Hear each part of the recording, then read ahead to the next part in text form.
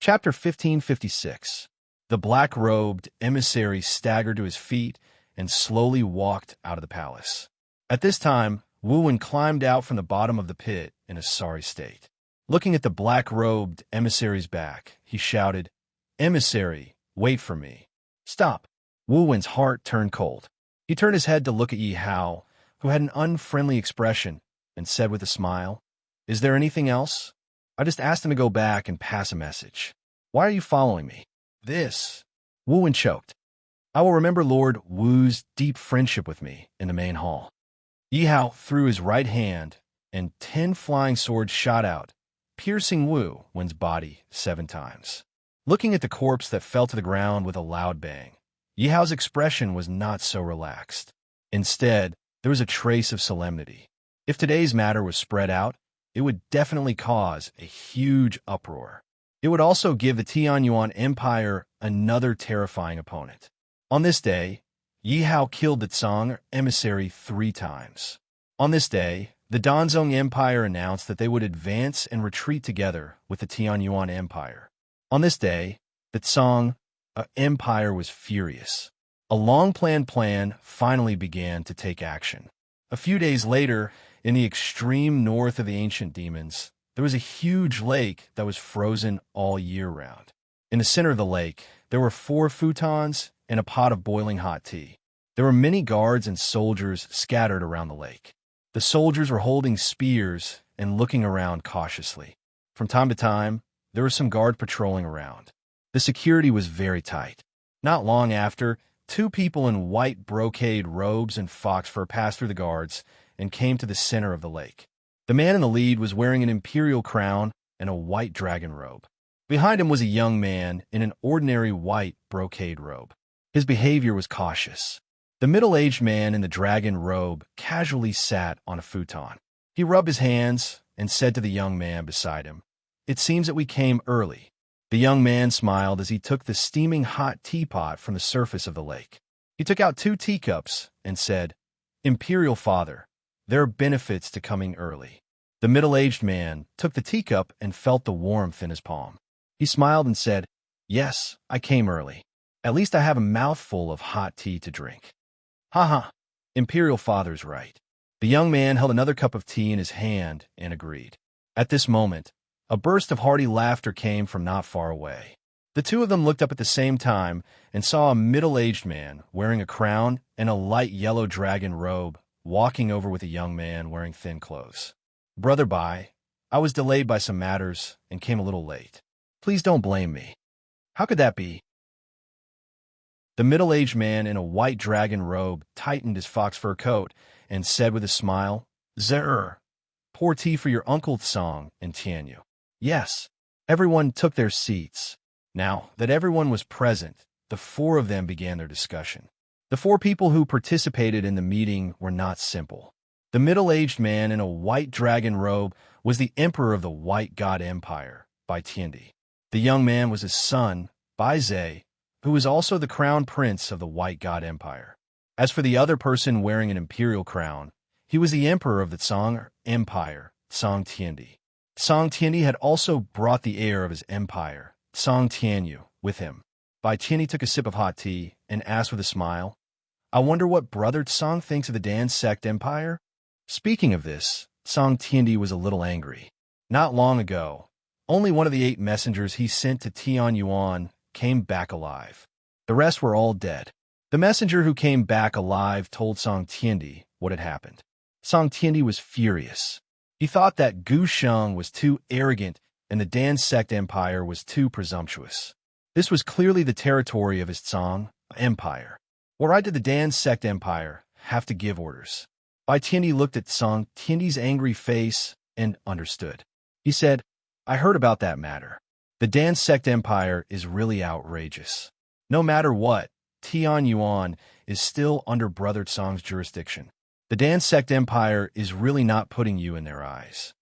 Tsang Tiandi snorted angrily and said, "Brother Bai, don't be in a hurry to make fun of me. Your territory isn't very peaceful either. As far as I know, there are already several 4th and 5th grade empires slowly approaching the Dan sect empire. I'm afraid that it won't be long before the Dan sect empire poaches the empires of our two empires. Hearing this, Song, Crown Prince couldn't help but interject that Dan sect empire is really sanctimonious. They told the world that those small empires that are close to them are their allies. They said that they don't need to pay tribute and that they will protect them. In my opinion, this is bullshit. This is a world where the strong preys on the weak. How can there be a reason for them to protect others without giving benefits? Ha! Baitini laughed and said, "It seems that nephew has seen through things quite clearly." White God Crown Prince also nodded and said, "That's right.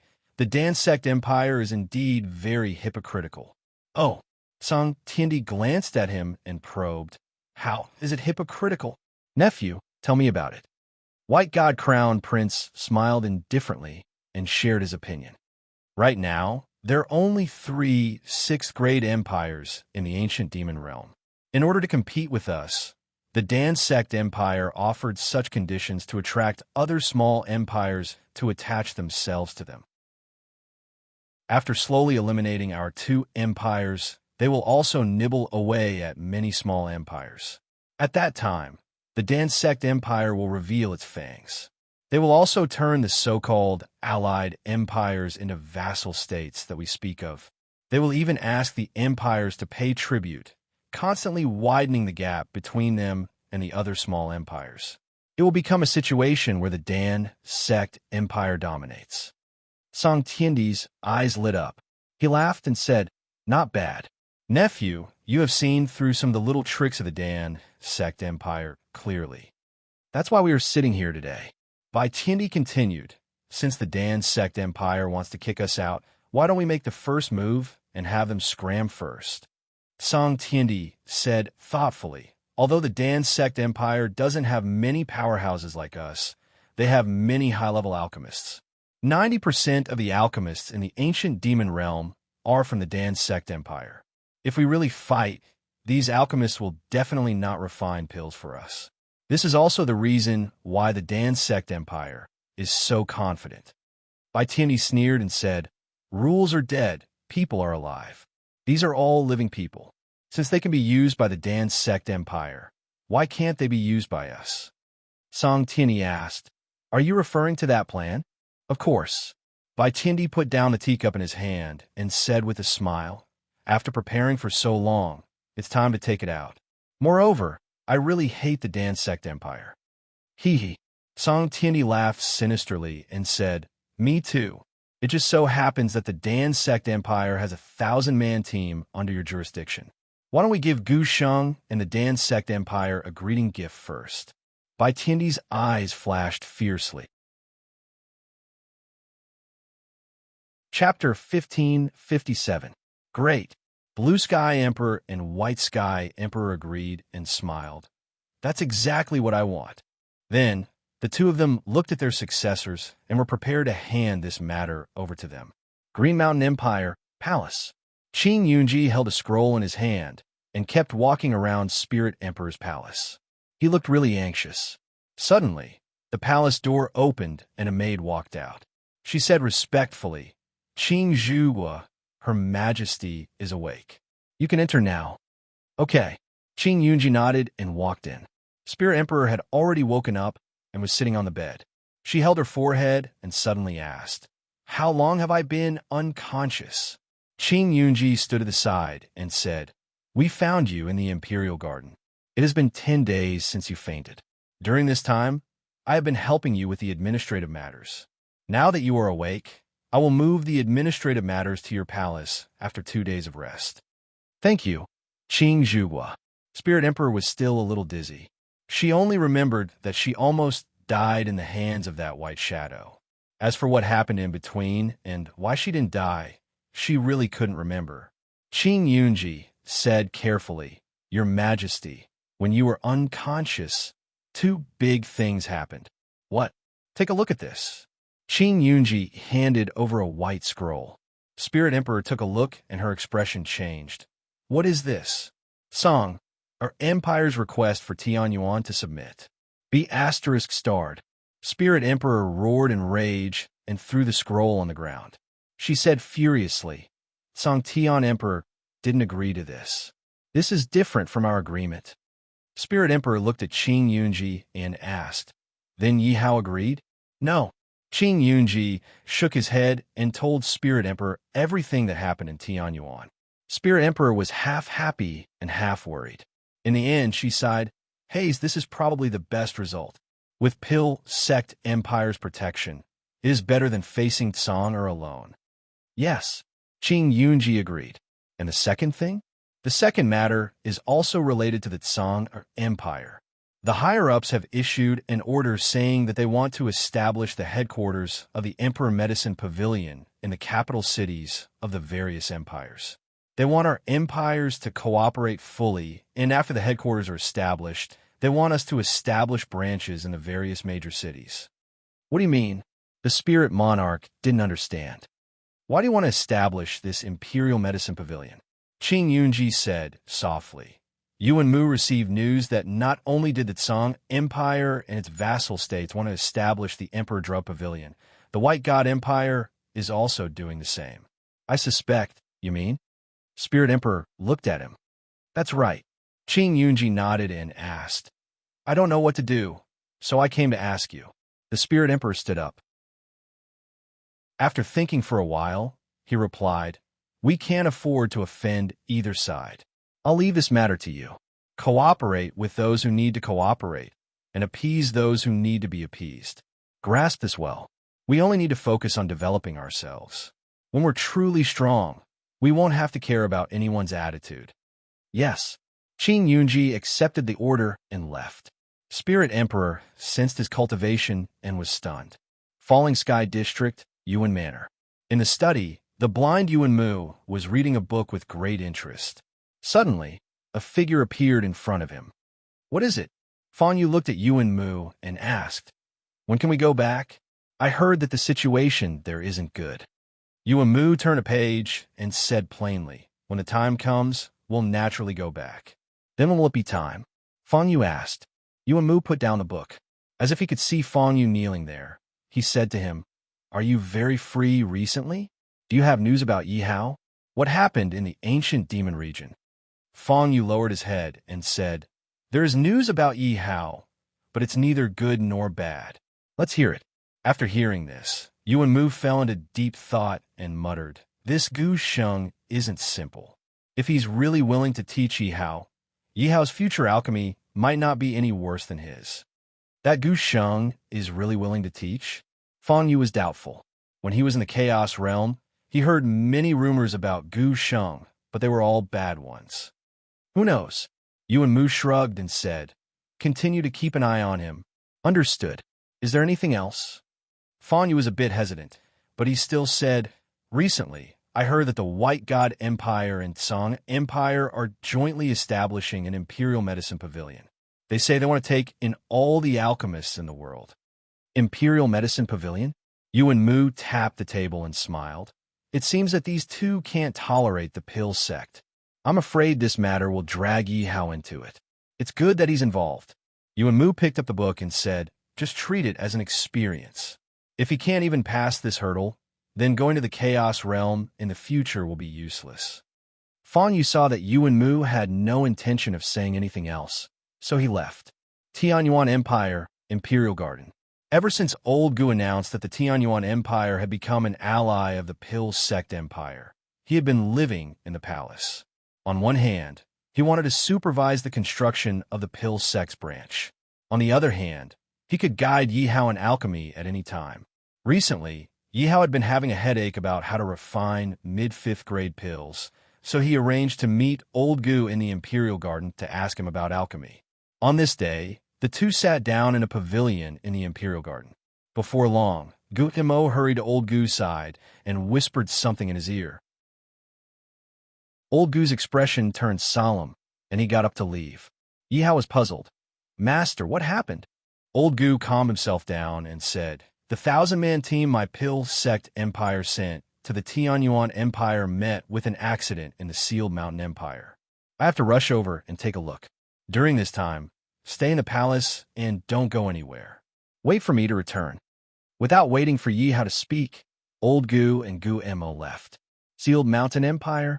Yi Hao muttered to himself. A fifth-grade empire bordering Qingshan. It's not far from the Tianyuan Empire. How could something happen? Isn't the Pill Sect Empire a sixth-grade empire? Who would dare to touch that 1,000-man team? At this moment, a small black shadow jumped onto the stone table and looked at the fruits on the table, drooling. Yi Hao sat down and stroked the sky-devouring beast's furry tail. He asked curiously, "Sky-devouring beast, who do you think has the guts to touch the Pill Sect Empire's people?" The sky-devouring beast stuck out its tongue and swallowed a plate of fruits. It said casually, "Idiot, can't you think of it yourself? Don't disturb me while I eat." Yi Hao muttered to himself. Suddenly, he thought of something and slapped his thigh. He cried out in alarm. "Oh no, Master must be in danger." Chapter 1558. Sky-swallowing beast swept all the fruits on the table and burped. Yi Hao rolled his eyes and said, "You're still in the mood to eat? Didn't you hear? My master is in trouble." Sky-swallowing beast laid on the table lazily and said, "I don't know if your master is in trouble, but you are in trouble." "What do you mean?" At this moment, Yi Hao noticed from the corner of his eye that there was a young man in white standing beside him. The man was about 100 steps away from him. When did this person appear? Why didn't I hear anything? Why didn't I sense his aura? Yi Hao kept asking himself in his heart. "Your surname is Yi?" The young man greeted Yi Hao. Yi Hao was puzzled and asked, "Who are you? When did you appear?" The young man asked impatiently, "Actually, I hate it when people ask me questions. Let me ask you one question. Is your surname Yi? Who is Old Man Yi to you?" "Big brother, that's 2 questions." Yi Hao stretched out his hand and smiled bitterly. "Noisy." The young man snorted and a sheathless sword appeared in his right hand. He waved it gently, and a white sword light went straight for Yi Hao. Yi Hao's heart palpitated when he saw the sword light. He grabbed Sky-swallowing beast that was lying on the stone table and ran away. Boom! The stone table was mercilessly split into 2 by the sword light. "Woof! If you want to run, run by yourself. Why bring me along? His target is you, not me," Sky-swallowing beast said unwillingly. "Nonsense." Yi Hao hugged Sky-swallowing beast even tighter and said, "That guy doesn't seem to have good intentions, and he's very strong. If I don't bring you along, I won't even know how I died." Humph! With a snort, a white figure appeared and kicked at Yi Hao's face. Yi Hao stepped back and said, "Big brother, let's talk nicely. Don't fight. My surname is Yi, but who is that Old Man Yi you're talking about? I don't know him." "Your surname is Yi. I'll help you recall it slowly." The young man sneered and slowly walked closer. "By the way, according to my real age, I can be your grandfather." "What? He's an old monster." Yi Hao exclaimed and asked, "What's the cultivation level of this old monster?" The sky-devouring beast casually glanced at him and said, "You're just an 8th-order spirit monarch, not even a heavenly emperor." "Huh, that's still better than me, a 1st-order spirit monarch." Yi Hao's figure flashed and hid in the bamboo forest not far away. The young man, who was the ancestor of the Lin family, chased into the bamboo forest. He smiled and said, "Don't hide anymore. I have waited for many days for this opportunity. You can't run away." When Gusheng was around, I didn't dare to come out. Who asked him to have an 8th-order spirit monarch bodyguard by his side? But today he went out of the city with that guard, so no one can save you. Don't struggle. Suddenly, the old ancestor of the Lin family looked in front of him and saw a person holding a fiery red sword rushing towards him. "TSK, TSK, you overestimate yourself." The old ancestor of the Lin family looked at him with disdain and swung his sword. A white sword light directly hit the figure and sent him flying. In the next second, a person with silver skin suddenly appeared in front of him and punched forward. The old ancestor of the Lin family stretched out his left hand and casually blocked. Boom! The white figure retreated dozens of steps, and the old ancestor of the Lin family took a step back. He looked at the silver-skinned person and smiled. "I didn't expect you to be able to push me back when you're just a 1st-order spirit monarch. Although you only took a step back, it's still very impressive." Yi Hao clenched his fists and looked at the old ancestor of the Lin family who was standing casually. He roared and rushed forward again. The sky-devouring beast was right, even if he was an 8th Order Spirit Monarch. So what if there was a huge difference in strength? He still had to fight to know the difference between him and a high-level Spirit Monarch. If he was afraid before the battle, he would be letting down the Saint King's cultivation technique. The old ancestor of the Lin family's pupil shrank because he only caught a few afterimages in the air and did not see where Yi Hao's real body was. What cultivation technique is this? It's quite interesting. Behind him, the old ancestor of the Lin family revealed an opening. Yi Hao's right fist surged with spiritual power and punched down heavily. The old ancestor of the Lin family smiled, revealing a smile of a successful scheme. He stabbed the sheathless sword into the ground, and a huge, sheathless sword formed by golden spiritual power suddenly fell from the sky and smashed heavily on Yi Hao's body. Boom! The terrifying spiritual power fluctuation caused by the collision attracted all the guard around. The old ancestor of the Lin family looked at Yi Hao, who was lying in the ground and whose skin had already returned to normal. The old ancestor sneered and said, "I told you long ago, stop struggling. It's useless. Why don't you believe me?" Cough, cough. Yi Hao coughed softly and looked at the huge, demonic beast that quietly appeared behind the old ancestor of the Lin family. He grinned and said, "Is that so?" The old ancestor of the Lin family felt a chill on his back, and cold sweat soaked his clothes. He felt that he was being targeted by a huge monster. Lishan's city, underground auction venue. Oxhead and Horseface stood nervously at the door of the room at the end of the passageway. Suddenly, the door opened, and a young man who was less than a meter tall, wearing a yellow brocade robe, walked out. This was the first time this lord had appeared, so the two of them were very cautious. "Greetings, my lord. Get up." The short young man walked to the auction stage. Looking at the empty audience seats, he asked softly, "How is it?" Oxhead leaned closer and said, "My lord, according to the information we received, it's very likely to be the Yuan Manor's Celestial Cloud Pavilion." The man replied calmly and said, "Actually, I guessed it long ago." At this moment, the man's expression suddenly changed. He looked in the direction of the Tianyuan Empire and thought, that guy really came out. "Forget it. I won't get involved in this matter. Leave it to others." Immediately after, the man in the yellow brocade robe said, "That's right. The tomb of the Star Moon Emperor is about to appear. The higher-ups have already said that we must get the star and moon transformation. Inform everyone to get ready." "Understood." Horseface hesitated before asking, "What about the Yuan Manor?" The young man waved his hand and said, "I'll make a trip there myself. You don't have to worry about it. Just do what you need to do." "Yes." The two of them left, leaving the young man alone on the auction stage. He glanced at the auction stage and suddenly muttered to himself, "It wasn't easy for me to escape from that house, but I was still captured. I wonder how you've been since you went back." Then he sighed softly and said, "Sigh, the tomb of the Star Moon Emperor has appeared. The ancient demon domain that finally calmed down will probably have another bloody storm." Chapter 1559. In the Imperial Garden of the Tianyuan Empire, Yi Hao climbed up from the ground as if nothing had happened. He patted the dust off his body and glanced at the Lin family ancestor, who had lost his breath.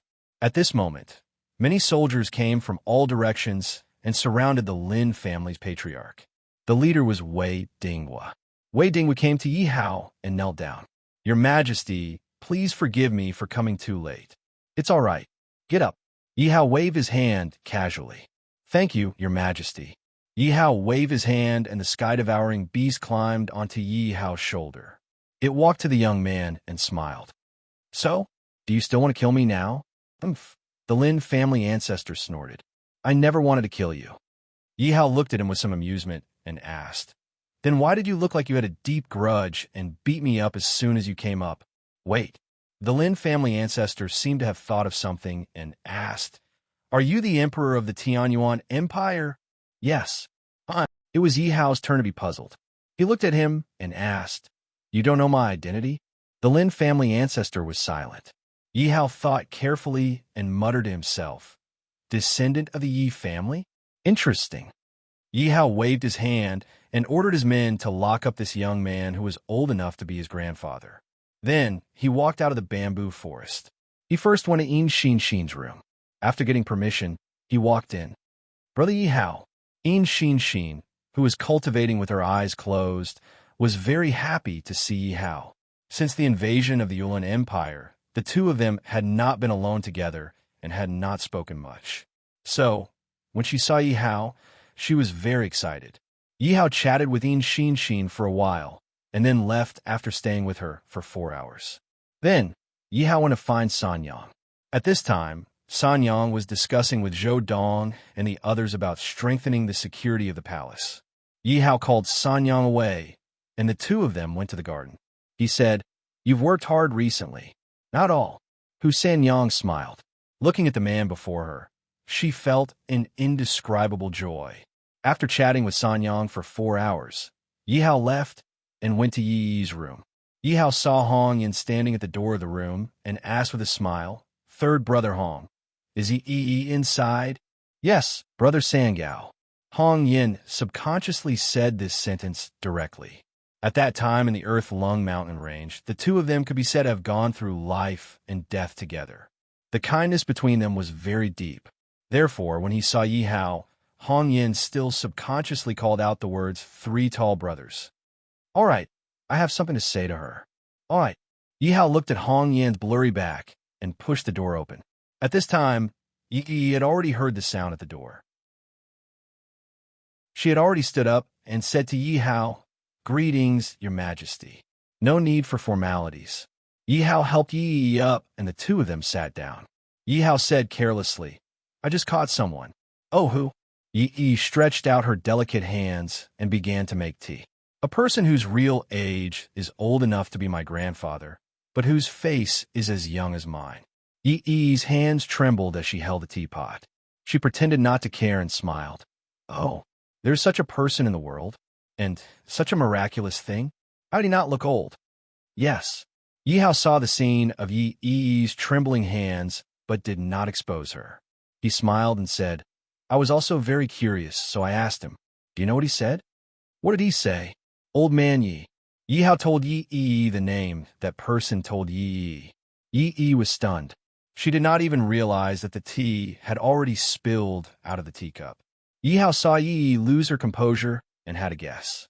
He took the teapot from Yi and placed it on the table, asking, "That old man Yi is your master, right?"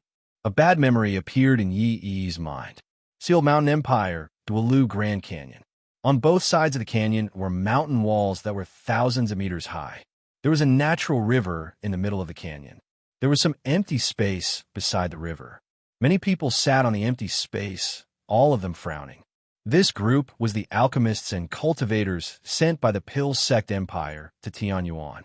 The leader was a man and a woman. They were both alchemists. At this moment, the two were sitting beside the river with serious expressions. The man gazed at the calm surface of the river and said, "They blocked both ends of the canyon, but they didn't attack us immediately. What are they waiting for?" The young woman sneered. "This place is not far from Tianyuan. What do you think they were waiting for?" "Actually, I guessed it long ago." The man picked up a stone and threw it into the river.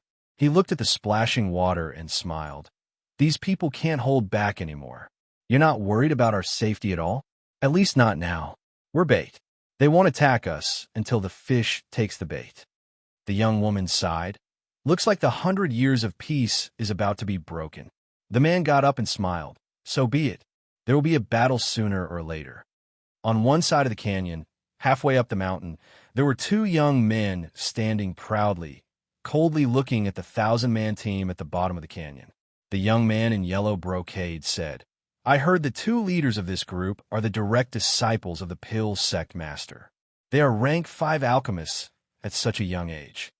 The other young man in white brocade smiled. If it wasn't for their status, they wouldn't have been able to lure that old man here. That's true.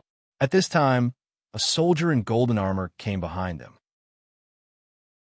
The soldier respectfully said to the man in yellow brocade, "Crown Prince, everything is ready." Good. It was Crown Prince Song, who came under orders. He looked at Crown Prince Baishan and asked, "My people are ready.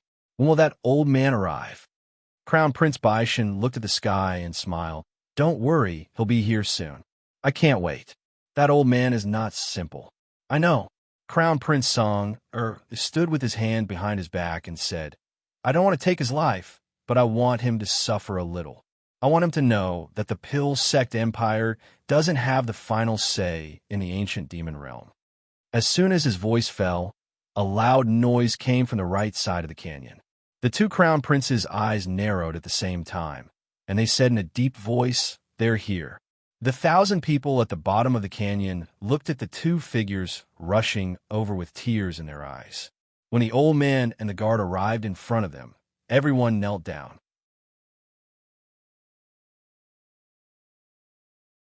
Chapter 1560. Young City Lord, please speak up for us. We really don't want to be separated from you. That's right, Second Great Master. We were all groomed by the Shui clan. How can we leave in peace at this time of danger? City Lord, please take back your order. As long as you promise not to chase us away, we will follow you to death. Even if we have to go to the Daki dynasty, we will still be resolute. The group of followers pleaded to the old man, Shui Jingchun, and the city lord of Overflowing Water City. "Why don't you bring them along?" The old man looked at the anxious expressions of the crowd and said to the city lord of Overflowing Water City. When the group of guards saw that the old man was speaking up for them, they all looked anxiously at the city lord of Overflowing Water City, waiting for the city lord's decision. Fine. Since you all want to follow, then follow." The city lord of Overflowing Water City saw that it was not good for her to say anything more. She could only nod her head. "Haha, that's great. Our Shui clan has to be united. Only then can we be sharp enough to cut through gold." Shui Jingchun was also very happy at this moment. "Since the matters of Overflowing Water City have been settled, we will take our leave first." A spirit emperor follower said, "Benefactors, are you not going to follow us to the Daki dynasty?" The city lord of Overflowing Water City heard the spirit emperor follower's words and hurriedly asked. After all, he was going to submit to the Daki dynasty. It would be better if someone recommended him. If no one did, it would be too awkward. We still have to report to the Pavilion Lord. Now that the Pavilion Lord is going to the Black Dragon sect, it will be very dangerous. We must accompany the Pavilion Lord. A spirit emperor follower said, "We are not in a hurry to go to the Daki dynasty. The new emperor of the Daki dynasty is not in the Daki dynasty. Why don't we follow our benefactors and go to the Black Dragon sect? This way, we could take care of each other. Secondly, we can meet the new emperor of the Daki dynasty earlier to discuss matters of submission." The old man suddenly suggested. When the city lord of Overflowing Water City heard the old man's words, he was clearly stunned. Clearly, he did not expect the old man to have such a plan. Overflowing Water City's city lord looked directly at Shui Jingchun. "My son, what do you think of your second grandfather's decision? I don't think there's anything wrong with second grandpa's words. Let's go chase after the new emperor. Although we aren't that strong, we can still be of some help." Shui Jingchun directly spoke his thoughts when he heard the city lord's question. "What do you think, benefactors?" When the city lord of Overflowing Water City heard this, he made a decision in his heart. He then looked at the 4 spirit emperors and asked. Hearing the Overflowing Water City's city lord's inquiry, the 4 spiritual emperors naturally wouldn't refuse. After all, Overflowing Water City's city lord and the others were not weak. It would be great if they could follow them. In this kind of situation, where they didn't know who the enemy was and the enemy could appear at any time, a helper was an additional strength. So how could they refuse? All right, let's set off now. There's no time to lose. Overflowing Water City's city lord said after hearing the agreement of the 4 spirit emperors. "Be careful. There seems to be something wrong." Xia Haoshuan, who was sitting on his magical beast, suddenly warned Heavenly King Pavilion's Pavilion Lord with a serious expression. "So, the enemy has appeared?" When Heavenly King Pavilion's Pavilion Lord heard Xia Haoshuan's words, she immediately became nervous. After all, the enemy this time was very aggressive. Although she had seen many storms and waves, she was still nervous deep down. Xia Haoshuan nodded and said, "Most likely, a group of people hiding in different corners. One look, and I can tell that they aren't normal people. Then what should we do now?" Heavenly King Pavilion's Pavilion Lord was at a loss. After all, she usually had followers by her side. Now that she didn't have any followers, she really didn't know what to do. "Don't worry, wait for me here," Xia Haoshuan said to Heavenly King Pavilion's Pavilion Lord. "What do you mean?" Heavenly King Pavilion's Pavilion Lord was stunned when she heard Xia Haoshuan's words. However, she quickly reacted and couldn't help but be shocked. "Don't tell me you want to fight them alone? Why not?" Xia Haoshuan saw Heavenly King Pavilion's Pavilion Lord's shocked expression and couldn't help but ask. He had already briefly investigated the situation of those people. Although many of them had higher cultivation than him, he still had the confidence to fight. Of course, the premise was that he didn't bring Heavenly King Pavilion's Pavilion Lord along. In such a situation, if he brought Heavenly King Pavilion's Pavilion Lord along, he would be a complete burden and wouldn't be free at all. After Xia Haoshuan finished speaking, he carried Heavenly King Pavilion's Pavilion Lord down from his magical beast and continued to move forward. "You, the Heavenly King Pavilion's Pavilion Master, you slipped off his devil beast." Just as he was about to say something, he realized that Xia Haoshuan had already disappeared. This made her heart jump to her throat. To be honest, she had never been so worried about anyone in her life. However, at this moment, she couldn't control the worry in her heart at all. She could only pray in her heart that Xia Haoshuan was safe and sound. Naturally, she wasn't foolish enough to chase after him. She wanted to know why Xia Haoshuan had placed her here. If she rushed over now, not only would she not help Xia Haoshuan, she would only cause more trouble. This was something she absolutely couldn't allow. Hence, there was nothing she could do now other than pray. "Boss, someone's coming. It seems like it's only one person." At the entrance of a dense forest, a group of people were hiding around. A black-clothed man spoke to a silver-masked man. "Let him pass. Don't cause any unnecessary trouble," the silver-masked man said with his eyes closed. Yes, not long after the group of black-clothed men hid themselves, Xia Haoshuan rode his magical beast and directly appeared in front of them. Although they hid very well, they still couldn't escape Xia Haoshuan's detection. Xia Haoshuan also suddenly realized that his mind detection ability was much stronger than ordinary people's. What does this kid mean? All the black-clothed men hiding in the dark saw Xia Haoshuan walk up to them and stop moving. This naturally caused them to be puzzled. They originally thought that Xia Haoshuan had something to do, but they suddenly realized that Xia Haoshuan was actually lying down on his magical beast and looked like he was about to sleep. Seeing this, they could still tolerate it. Xia Haoshuan's presence here would completely affect their next plan. "Boss, what should we do?" a black-clothed man asked the silver-masked man through voice transmission.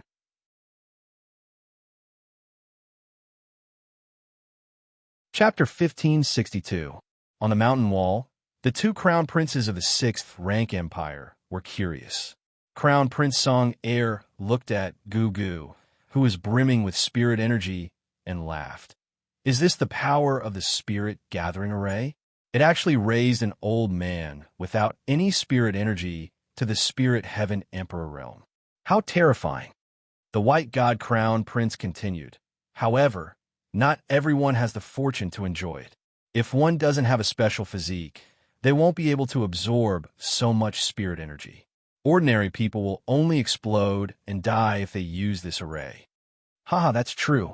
Crown Prince Song Air smiled indifferently and said, "This Gu Sheng is indeed worthy of being one of the 2 pillars of the pill sect empire. Not only is he good at refining pills, even his attainments in array formations are beyond compare." TSK, TSK.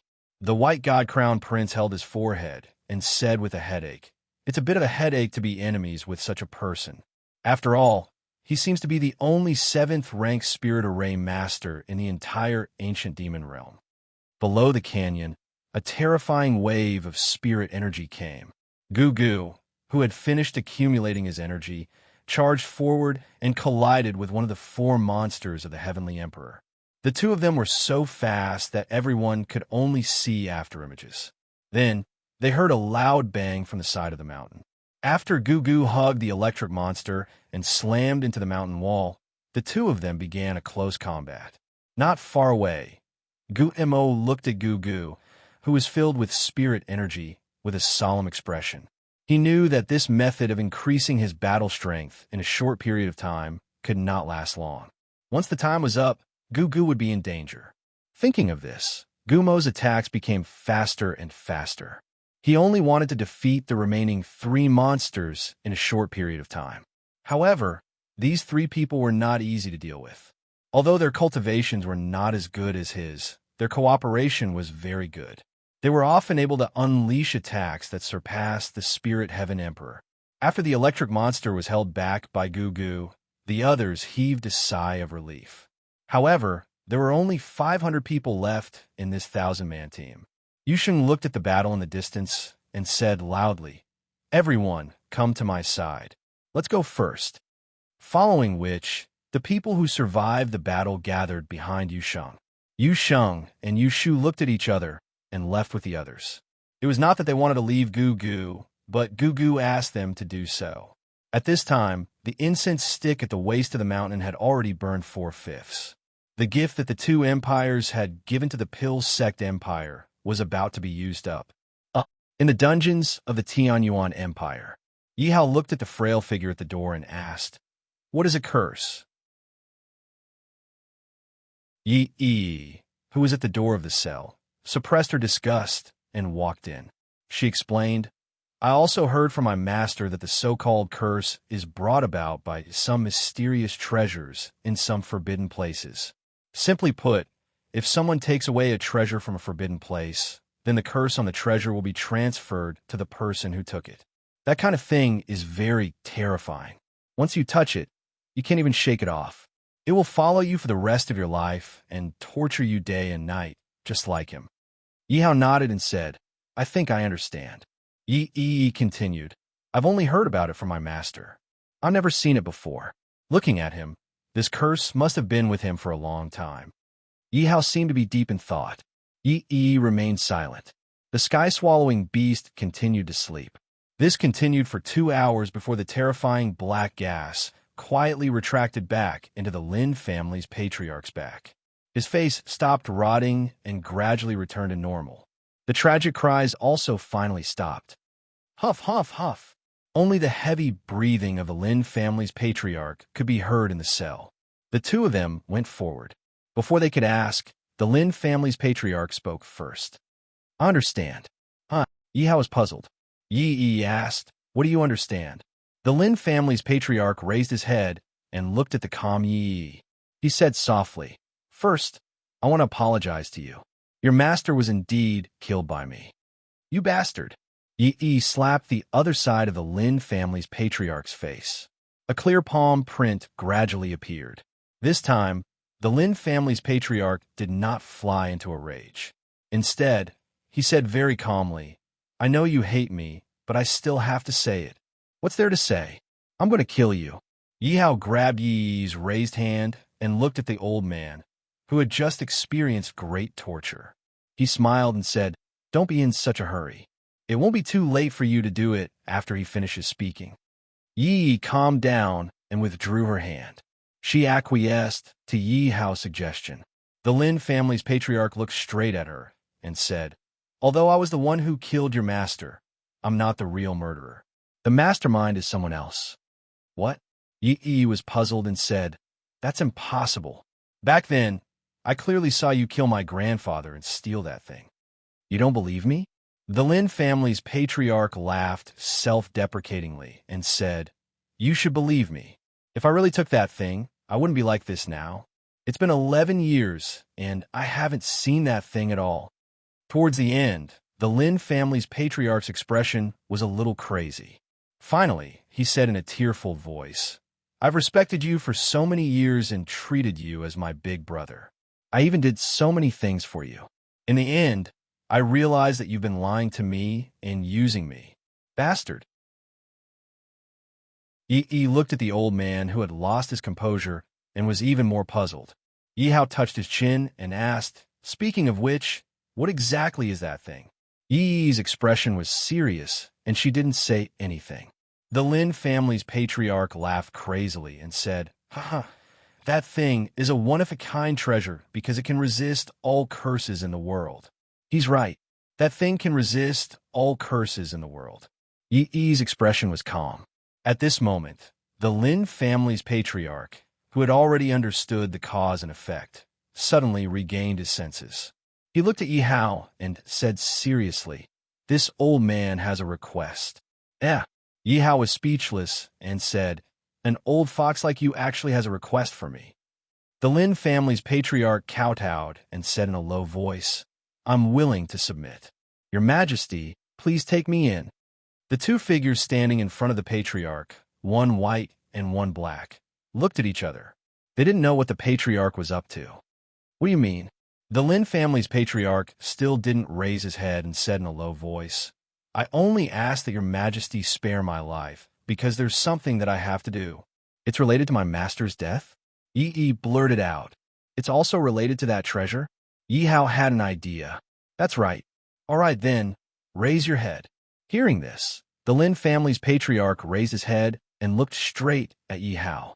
Then a ball of black earth fiend gas emerged from behind Yi Hao and entered the Lin family's patriarch's body at lightning speed.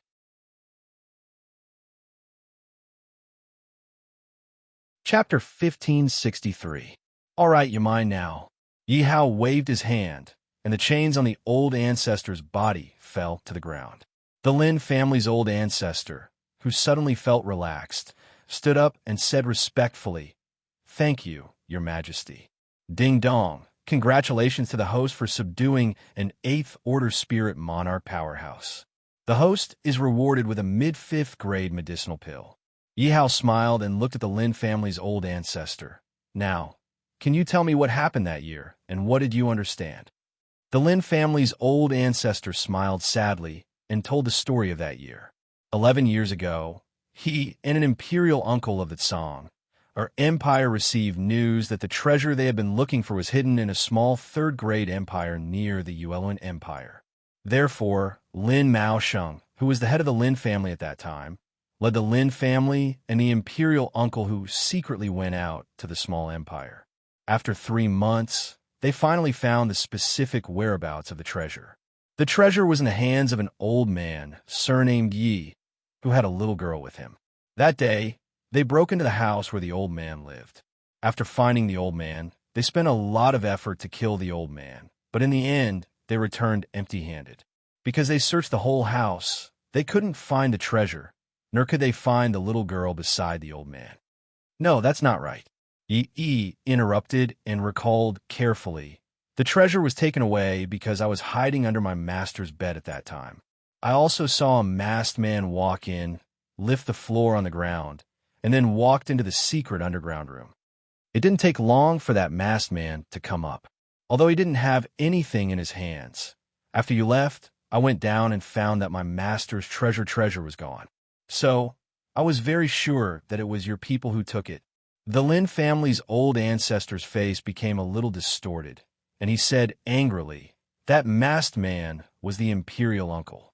So he got the treasure long ago and lied to me that he didn't have it. What a bastard. That's not right." The Lin family's ancestor shook his head and said, "Logically speaking, with that bastard's cultivation, it's impossible for him not to discover you." Yi Hao smiled faintly and said, "Imperial uncle must have discovered Yi, but he didn't expose her immediately. Firstly, he wanted to hide the whereabouts of the treasure and make you mistakenly think that the treasure was still in Yi's hands. Secondly, he wanted to make an enemy for you, so that you would be in the hands of your enemy in the future. What a vicious scheme." The Lin clan's ancestor punched the wall beside him angrily. Yi nodded and said, "According to what you said, all of this was the royal uncle's scheme. Then what's with the curse on your body?" Thinking of this, the ancestor of the Lin clan became even angrier and said, "This curse was also caused by that bastard. Now, it seems that he did it on purpose back then. Not long after that incident, Imperial Uncle heard that a mirror was about to be born in a forbidden area in the northern part of the ancient demon domain. Legend has it that the mirror was a treasure of a powerful person. Anyone who was shown on by the mirror would be trapped in the mirror if their cultivation was lower than the person holding the mirror. At that time, Imperial Uncle desperately wanted to obtain that treasure, so he called me to go to the forbidden area to obtain the treasure. The two of us went through many hardships and finally waited for that treasure to be born. Imperial Uncle couldn't bear to let me be entangled by the curse, so he wanted to obtain the treasure himself. But at that time, I was young and hot-blooded and valued brotherhood, so I snatched the treasure before Imperial Uncle. After that, I've been entangled by this damned curse ever since. After that, Royal Uncle even told me that he must help me find that treasure that can resist all curses and cure the curse on my body. Now, it seems that it was all just a bunch of nonsense. I was really stupid back then. Saying this, the Lin family's ancestor suddenly burst into tears. He couldn't bear to look back on the past, especially when he was schemed against and deceived by the person he trusted the most. Only he himself knew how it felt. At least, I'm one step closer to revenge. Yi walked to the side and leaned against the wall. She closed her tired eyes and silently said in her heart. Yi Hao stood with his hands behind his back. Looking at the crying Lin family's ancestor, he said indifferently, "You're already a dead man in the eyes of Imperial Uncle, so it's inconvenient for you to show your face. Just follow me in secret. I'll avenge you." Yi Hao turned around and walked out of the prison. Looking at the cloudless sky, he murmured, "Songer, Empire? No matter, I'll flatten it sooner or later. What's one more, Imperial Uncle?" At the bottom of the canyon, the battle was nearing its end.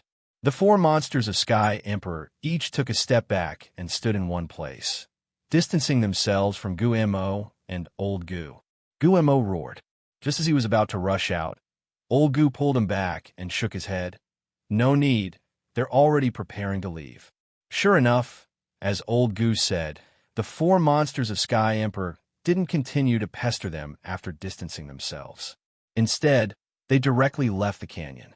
At this moment, Old Gu looked at the mountainside and realized that there was no one there. However, there were still ashes of incense on the stage. Looking at the four monsters' figures, Guemo was overjoyed.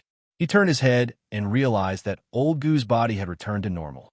His eyes were slightly closed, and he was about to faint. Guemo hurriedly reached out and hugged Old Gu in his arms. Looking at the tiny wounds on Old Gu's body, Guemo was speechless for a moment. After a sigh, he left the canyon with Old Gu in his arms and rushed towards Yushu and Yushang. 10 days later, the Pill Sect Empire's team finally arrived at New Tianyuan City under the escort of Old Gu and Guemo. As the sovereign of Tianyuan City, Yi Hao led hundreds of officials and went out 10 miles to welcome them. On one hand, it was out of respect for the Pill Sect Empire. On the other hand, it was out of courtesy for a disciple to his teacher. The Pill Sect Empire had 1,000 people on this trip. However, only 400 people arrived at New Tianyuan City in the end. 500 people died in the battle in the canyon, and 100 died on the way due to their severe injuries. However, among the remaining 400 people, more than 300 were alchemists. Therefore, they would be of great help to the Pill Sect Empire's branch. Under Yi Hao's lead, everyone arrived at the palace. During the banquet, everyone toasted each other merrily. The bookish Yushu raised her wine cup and looked at the most distinguished person in the Tianyuan Empire. She said, "I heard that Tianyuan City has become our Pill Sect Empire's ally. Congratulations." "Yes, sovereign of Tianyuan City. I'll drink first as a sign of respect." "You can do as you please." Without waiting for Yi Hao to speak, Yushu finished her wine cup in one gulp. She put down the wine cup in her hand and began to chat and laugh with Old Gu. Yi Hao looked at his wine cup that was still in midair. He smiled faintly and finished his cup in one gulp as well. Then, he poured another cup and smiled. "Everyone has traveled a long way from the Pill Sect. It must have been hard on you all. Come, this cup is for everyone." At this moment, Old Gu left the banquet midway.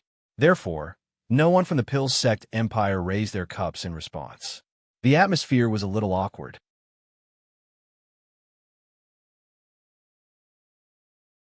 Chapter 1564. Zhou Dong and the others' chests heaved up and down, their hearts filled with anger. The young emperor had given them face and personally toasted them, but this group of people didn't accept his good intentions. It could be said that they were full of arrogance. How could they not be angry? It was only because San Yang and the others were suppressing them that they didn't fall out on the spot. Sovereign King Tian Yuan, I think there's no need for this toast. Yu Shu sneered. Yu Xing didn't say anything. The two leaders had already expressed their attitude, and at this moment, Old Gu wasn't here, so everyone naturally stood on the same side as the two leaders. Yi Hao chuckled, picked up his wine cup, and walked to the center of the hall. He smiled and said, "No matter what, you all came to my Tian Yuan new city to establish a branch. In the future, you will see each other often. There's no need to make the atmosphere so awkward. TCH, if it wasn't for Old Gu, who would be willing to come? That's right, it's just a fifth-rank empire. Do you think you're so great? Enough, for Old Gu's sake. I just toasted you with a cup of wine. Quit while you're ahead." As soon as Yihao's voice fell, there were immediately people who responded, but all of them were not good responses. At this moment, Old Gu, who had just left the banquet, walked to the door. Just as he was about to enter, he heard the noise inside and stopped in his tracks, leaving the place. "Yihao, this is the public opinion." Yu Shu began to call the most distinguished person in Tian Yuan by his name, smiling. Yihao's lips curled up. Suddenly, he heavily smashed the wine cup in his hand on the ground, the wine splashing everywhere. He said calmly, "I'll only say 3 things. First, I didn't beg you to establish a branch in Tian Yuan. It was your Pill Sect Empire's decision after discussion. You can't blame Tian Yuan or Old Gu for this matter. Since you accepted this mission, you should be responsible. Secondly, please retract that lofty attitude of yours. That act is useless against us. Also, just when you guys were acting all high and mighty, the Emperor Medicine Pavilion established by the 2 great empires had already established their headquarters in the various empires. Their next step would be to establish branches in the various empires. Your Pill Sect is no longer unique. Please know your place. Third, my Tian Yuan Empire is a 5th-rank empire and does not have a Spirit Heaven Emperor Realm expert overseeing it. But why would I dare to sign an alliance with your Pill Sect instead of submitting to Tsang Air? It's not because Tsang Air's conditions are too harsh, but because Master told me that the Pill Sect Empire is different from the other 6th-rank empires. There is no discrimination here, and everyone is equal." Every time Yihao said something, the faces of the Pill Sect Empire's people turned redder and redder. They gradually began to reflect on their own mistakes. "If you don't want to stay here, feel free to leave. But I won't use the lives of Tian Yuan's spirit emperors to pave the way for you, because it's not worth it at all. Without you, Tian Yuan will only become stronger and stronger." Yihao turned around and left the table angrily, leaving behind the people of the Pill Sect who were at a loss. Following that, the rest of the people of the Tian Yuan Empire also left. In the end, only San Yang was left standing in the hall. San Yang came in front of Yu Shu and said expressionlessly, "You can only blame us for not sending reinforcements, but you didn't realize why you were able to pass through the canyon so smoothly. Do you really think that after the canyon, the Tsang Air Empire will let you go? Or that with Gu Mo here, no one will dare stop you? They don't dare to fight head-on, but don't they know how to launch a sneak attack? You bunch of idiots with high standards but low abilities. Do you know that it was exchanged with the blood of the 165 Spirit Emperor Realm experts of my Tian Yuan Empire?" Yu Shu was stunned. Looking at Hu Sanyang's blurry figure, she lowered her head deeply. Yu Sheng stood up and walked to the entrance of the hall. Yu Shu asked, "Where are you going?" Yu Sheng stopped in his tracks. Without turning back, he calmly said, "To the branch to teach alchemy." Then, Yu Sheng left. Following that, the rest of the people of the Alchemy Sect Empire also stood up and followed behind Yu Sheng. They were heading towards the newly built alchemy sect branch in Tianyuan New City. Yushu sighed and silently left the hall as well. At this moment, in the Imperial Garden, Elder Gu was sitting leisurely in the pavilion, drinking herbal tea. Suddenly, a black figure came to his side. Elder Gu sipped his tea and asked casually, "Finished?" "Yes," Yihao lightly replied. "What? You don't have the confidence to subdue those people?" "That's not it." Yihao took the teacup and poured himself a cup. He said, "Through the method you taught me, these people shouldn't be arrogant to us anymore, but what? But if one day Tianyuan becomes a 6th-rank empire, or even above it, then when my people go out, will they be like this to the people of other empires?" Yihao sighed and said, "Master, do you think one day I will become the person I hate the most? If that day really comes, what will you do?" Elder Gu put down the teacup in his hand. Yihao hesitated and smiled bitterly. "I don't know. I've always wanted everyone to be equal, but this dream seems so far away. Yes, in a world where the strong preys on the weak, it's impossible for everyone to be equal." Elder Gu muttered, "What did you say?" Yihao didn't hear clearly. "Nothing." Elder Gu waved his hand and said, "I heard that you can already refine a 5th-rank mid-pill. Come, refine one for me to see." "Okay." A small cauldron appeared in Yihao's hand. He directly threw in a set of ingredients. The cauldron spun quickly. Yihao closed his eyes and focused on refining. Elder Gu gazed at his disciple's serious appearance as he suddenly muttered to himself, "If one day I become someone who wields power, willfully slaughters the innocent, lofty, insufferably arrogant, and become the person you hate the most, what will you do?" Boom! A rich spiritual power came out of the furnace, and a glittering golden pill floated out of the furnace. "You're good. You can actually refine a 5th-rank, mid-perfect pill so quickly." Elder Gu couldn't hide the admiration in his eyes. "Of course." Yihao reached out and held the pill in his hand. He smiled and said, "Don't you know whose disciple you are?" 3 days later, Falling Sky District, Yuan Manor. Yuan Mu sat in the study as usual, holding a book and reading it with great interest. Suddenly, he felt a bit hungry and shouted, "Mu Tao, Mu Tao, isn't it time to eat?" No one responded. The entire manor was strangely quiet. Yuan Mu put down the book and had a bad feeling. He walked out of the room and shouted, Mu Tao, where are you? I have something to talk to you about." He shouted dozens of times, but there was still no response. Yuan Mu leaned against the wall with a pale face and lowered his head.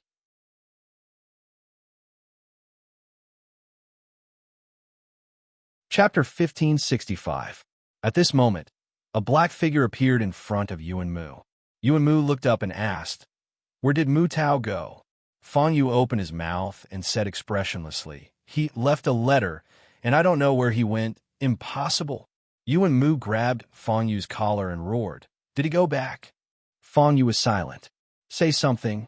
There's bang. Yuan Mu gathered his spiritual energy and slammed Fang Yu against the wall. He raised his right hand and roared. He couldn't have gone back alone. "Was it you? Say something." "Yes." Fang Yu's eyes were red. He smiled and said, "I helped him go back. He has his own mission. He must go back. No one can change this. Not even you, Sacred King Mu." "You bastard." Yuan Mu punched the hateful figure's cheek and said angrily, "He's still a child. He shouldn't have to bear this. Are you crazy?" "I'm not crazy." Fang Yu pushed Yuan Mu away and said, "This is his own decision. He begged me to help him. This is the letter he left. Take a good look." Yuan Mu's right hand trembled as he took the white paper. He opened it and saw Mu Tao's handwriting. He was the one who taught Mu Tao how to write, so he knew best. "Young master, Mu Tao is gone. Don't miss Mu Tao." Yuan Mu held the thin paper with both hands. It felt like it weighed 1,000 pounds. There were thousands of words in his heart, but he couldn't say them. He believed Mu Tao was the same. Mu Tao knew he didn't like sad parting, so he left quietly. Mu Tao knew he didn't like being sentimental, so he combined all his reluctance to part with her into these 9 words. But how could he not read them? "Someone's coming. I'm leaving." Fang Yu left and disappeared into the darkness. Yuan Mu put away his sadness and solemnly put away a piece of paper. He stood in the courtyard with his hands behind his back. Not long after, a short man wearing a yellow brocade robe walked in. He looked at the figure in the courtyard and quietly walked to Yuan Mu's side. "Saint King Mu, long time no see." Yuan Mu turned around. His head was still covered by a white cloth. He smiled and said, "Oh, isn't this the yellow-clothed sir who's been holed up in the underground auction? What wind blew you here today?" "Huh." Huang Yi laughed heartily and said, "Saint King Mu, this is not like your usual style of speech." "All right." Yuan Mu straightened his face and said in a low voice, "What business do you have with me?" Huang Yi cleared her throat and said, "Since Saint King Mu is so straightforward, I'll just get straight to the point. Where did Sacred King Mu go after leaving the Empire? Do I have to report my whereabouts to you?" Yellow Robe smiled and said, "Of course not. It's fine if you go somewhere else, but I'm afraid that you might accidentally fall into a mud pit and not be able to get up." "Lord Huang, you're implying something." Huang Yi moved closer and whispered, "Someone from the Empire already knows about you. Be careful." "Why did you take the risk to send me a message?" Yuan Mu was confused. "Take it as repaying your kindness for not attacking the princess." Huang Yi picked a peach blossom and said, "Actually, you already knew the princess's identity. Although I don't know why you didn't attack in the end.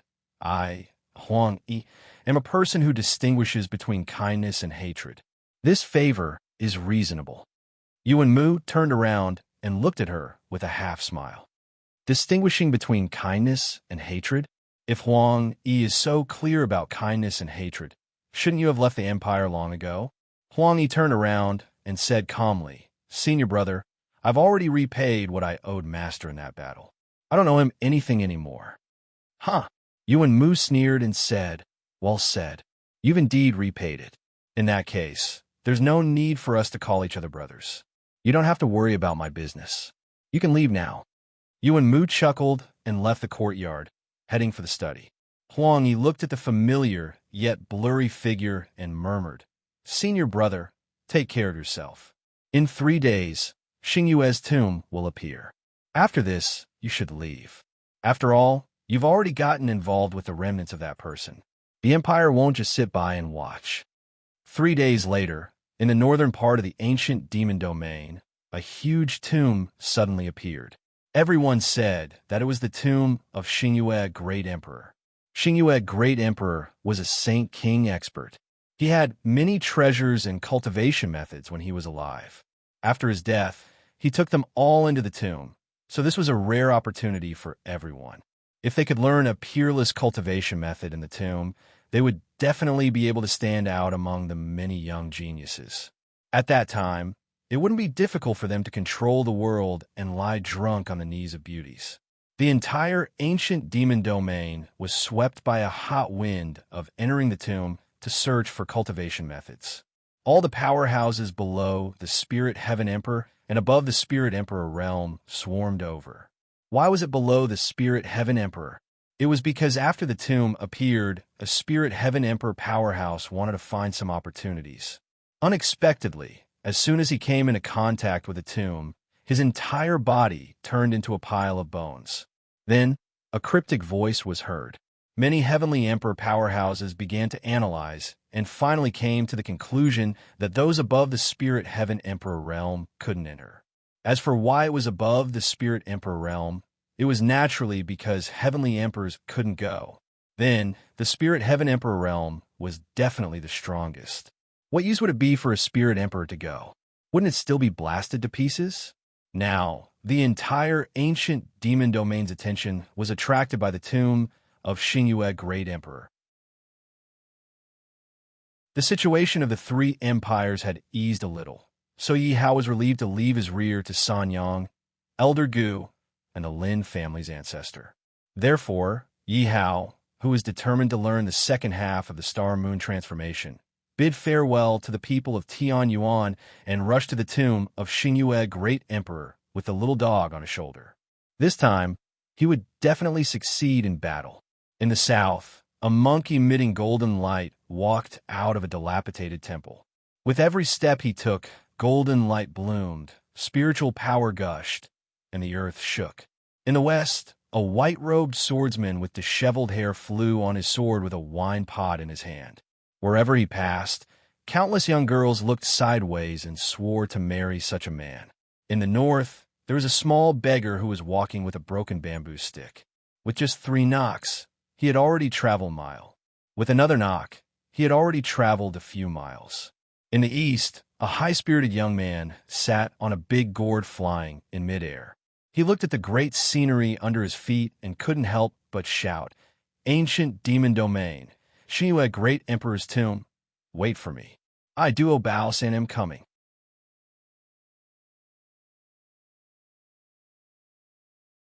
Chapter 1566.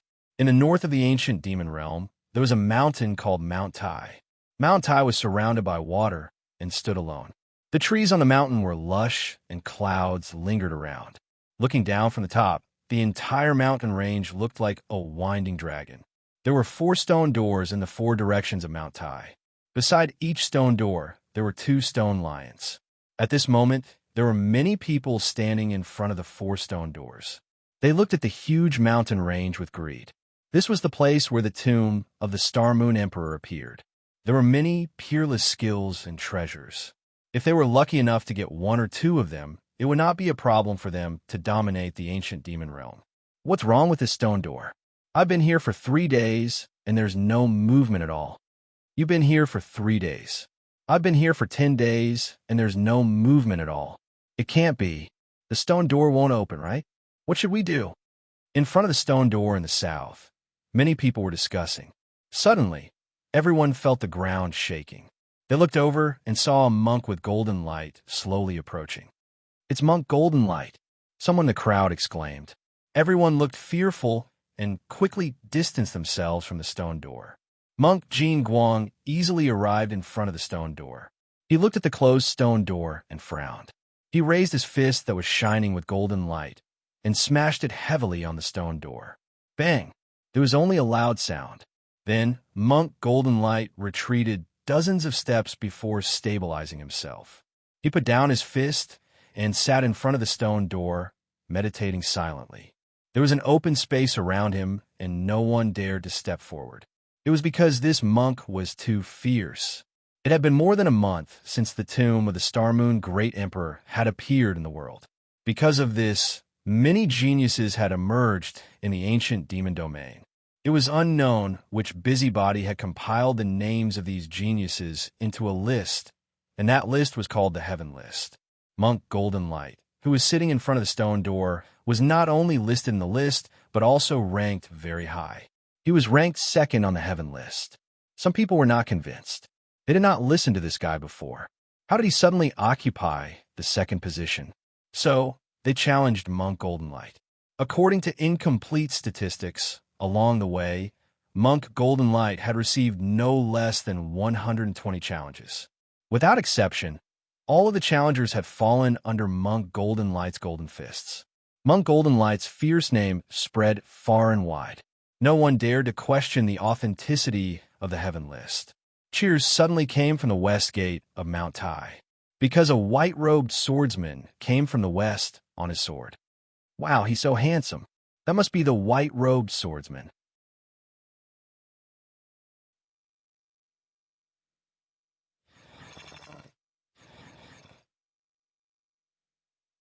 At the north gate of Mount Tai, a child beggar with a crutch quietly walked into the crowd. He looked at the tightly shut stone door, found a spacious place, and began to sleep. 2 people came from the east gate of Mount Tai. One of them rode a big gourd and slowly landed under the disdainful eyes of the crowd. The other person carried a small dog in his arms and slowly walked into the crowd. The crowd in front of the stone door looked at Duo Baosan, who landed on the ground and put away the big gourd. They could not help but make a disdainful sound. Duo Baosan did not care. He greeted the crowd with a smile. "Hello, everyone. I'm the Duo Baosan who is loved by everyone. I'm handsome and rich. Hey, aren't you just the 3rd on the Heaven List? What's so great about that? That's right. If you're really capable, go and meet the white-robed swordsman. If you're afraid, why don't you go and fight with Monk Jingguang?" There was a commotion in the crowd. Then, a middle-aged swordsman with a sword on his back came in front of Duo Bao-san with a flattering look. He smiled and said, "Brother Bao-san, you're here." Duo Bao-san looked at the swordsman who was much older than him and had goosebumps all over his body. He waved his hand, and a fifth-level low-grade divine sword appeared in his hand. He threw the divine sword to the swordsman and said with a smile, "Call me Prince Jewel from now on. Do you hear me?" The swordsman looked at the fifth-level divine sword in his arms and nodded. He then casually threw the third-level broken sword on the ground and carefully stroked the new divine sword in his hand, reluctant to let go. "Thank you, Prince Jewel." Duo Bao-san nodded with satisfaction and looked at the crowd proudly. Hiss! When the crowd saw Duo Bao-san take out a fifth-level divine sword, they could not help but suck in a breath of cold air. This was a fifth-level divine weapon. Ordinary people would not be able to take it out. They did not expect Duo Bao-san to take it out so casually. Weapons were also divided into grades, with the lowest grade being 1 and the highest grade being 9. Every grade was divided into low, middle, and high grades. When the crowd saw the swordsman's infatuated expression, they could not help but be tempted. However, when they saw Duo Bao-san's proud expression, they could not help but back off. At this time, an ordinary-looking young man with a small dog on his shoulder walked out. The man came to Duo Bao-san's side and said with a flattering smile, "So you're Prince Jewel. It's an honor to meet you." "Ha!" Duo Bao-san laughed and looked at the young man in front of him. He smiled and said, "Oh, you've heard of me? What have you heard of me? On my way here, I've heard many stories about you. They say that Prince Jewel is chivalrous and warm-hearted, and that you'll pull out your sword to help when you see injustice on the road. Take the recent incident, for example. When you saw a diner who did not pay for his meal, you raised your big gourd without saying a word and called out to him. In the end, after you defeated him, he was still not convinced, so you took out a few treasures and smashed them on his face. He immediately treated you with respect and paid for his meal.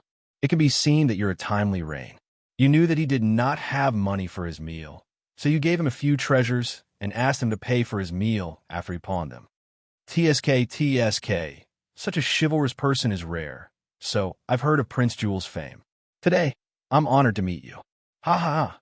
Duo Bao-san listened to the young man's flattery and could not hide the smile on his face.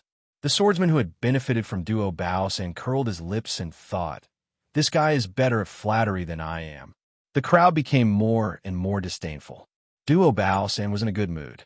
He then took out a fifth-grade mid-grade axe and casually threw it to the ordinary-looking young man with the small dog on his shoulder. Net. Peek.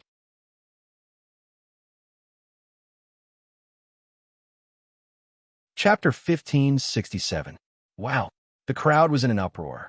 Who was this Duo Bao-san? How could he casually give out a level 5 divine weapon? And this time, it was a mid-grade one.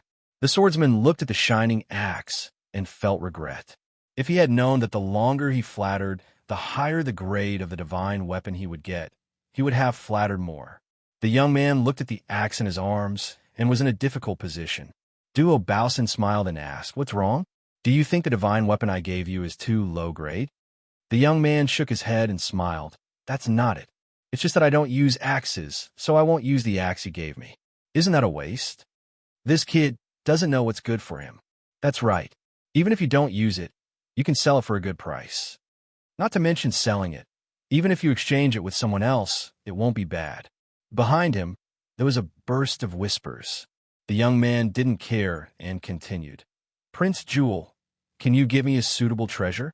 This axe should be left to a fated person." "Hey kid, I give you an inch and you want a mile." The swordsman beside Duo Bao-san was unhappy. He was a 7th-order spirit emperor, and the kid in front of him looked like a 5th-order spirit emperor. His cultivation was lower than his, but he didn't have so many problems. Why did this kid have so many requests? Duo Bao-san smiled indifferently and reached out to stop the swordsman. He said, "You're right. If it's not suitable for you, it's useless no matter how powerful it is. What's your name?" "I'm called Yi Sangao." The young man smiled slightly. Yi Sangao. Not a bad name. Duo Bao-san asked, "What kind of weapon do you want?" Yi Sangao scratched his ears and cheeks for a long time and said, "Prince Jewel, I'm afraid of death. Why don't you give me a treasure armor?" "Haha, you kid." Duo Baosan pointed at the figure in front of him and then took out a level 5 upper-grade golden chainmail. Yi Sangao took the golden chainmail and put it on. The golden chainmail immediately disappeared, and no one could tell that it had been worn before. As expected of a 5th-tier artifact armor, it had already gained intelligence. "Thank you, Prince Jewel." Master Yi bowed and smiled. Then he handed over the axe in his hand. Unexpectedly, Duo Baosan was not prepared to accept it. He said, "How can I, Prince Jewel, take back what I've given out? You can keep it and give it to your fated person." "All right." Yi Sangao squinted his eyes and smiled. He kept the treasures and purposely raised his voice. "Thank you for bestowing me with 2 5th-rank treasures. I am willing to follow you into the tomb and search for opportunities for you." "You're not bad." Duo Baosan looked deeply at Yi Sangao. When the others saw this, they couldn't hold back anymore. If they could obtain a divine weapon by flattering Duo Baosan, why wouldn't they do such a good thing? Moreover, looking at Duo Baosan's appearance, he definitely had many more such treasures in his hands. He was the god of wealth. Thus, at the Eastern Stone Gate, there were shouts. These shouts were all calling out the same name, and that was Prince Jewel. Duo Baosan, who had a lot of gold, was instantly drowned by the crowd.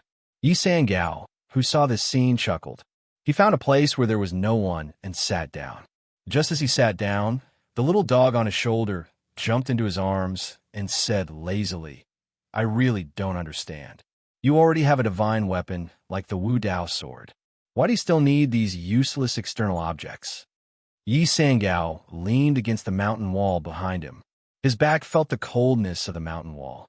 He smiled and said, "Who would complain about having too many treasures? It would be a waste not to take them." The sky-devouring beast rolled its eyes in disdain and said, "That Duo Baosan's things aren't that easy to take. You have to be careful." "I know." Immediately, a white light appeared on Yi Sangao's body. He continued, "My real purpose isn't to take his treasures. I want to go in with him. After all, the 3rd place on the Heaven list is much more famous than the champion of the Heaven Street Convention. Following him will save me a lot of trouble." That's right. This person was Yi Hao, who had left the Tianyuan Empire and spent a month to arrive here. In this month, Yi Hao had been busy with his journey.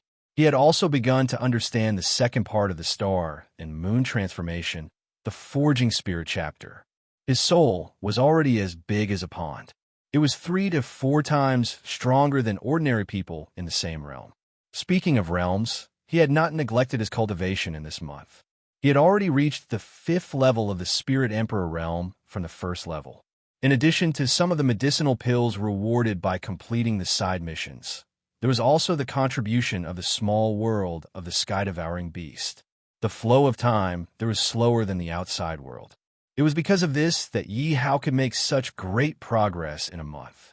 Looking at the blue sky, the corner of Yi Hao's lips curled up. He asked, swallowing heaven, "You said my sword of Dao is a divine weapon. What is its rank?" "Grade?" Swallowing heaven rolled his eyes at him and said disdainfully, "My sword is a saint ruler weapon. The word grade is an insult to it." Yi Hao suddenly became spirited. He smiled and said, "Saint ruler weapon? It can't be, right? I don't feel that this sword is that powerful." "That's because my sword was once damaged and lost its original power. It's still in a state of recovery. Moreover, even if it wasn't damaged, how much of its power can you use?" "I see." Yi Hao had not carefully observed the sword since he obtained it.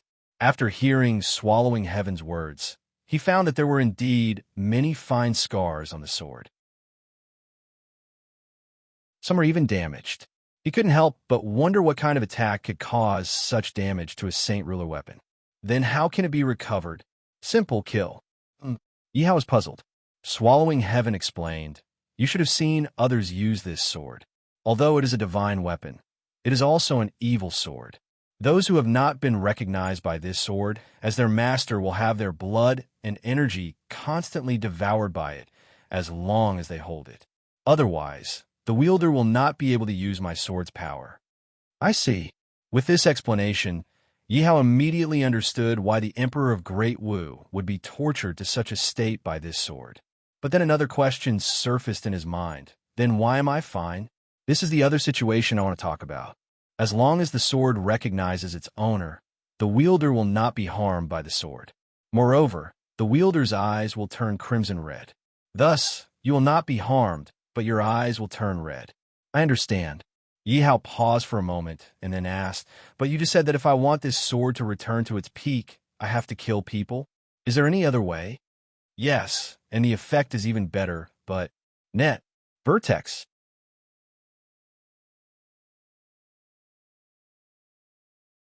Chapter 1568. Yi Hao asked, but what? But the damage to the sword wielder is too great.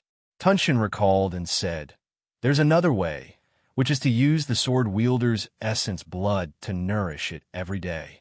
But you know how important essence blood is to a cultivator.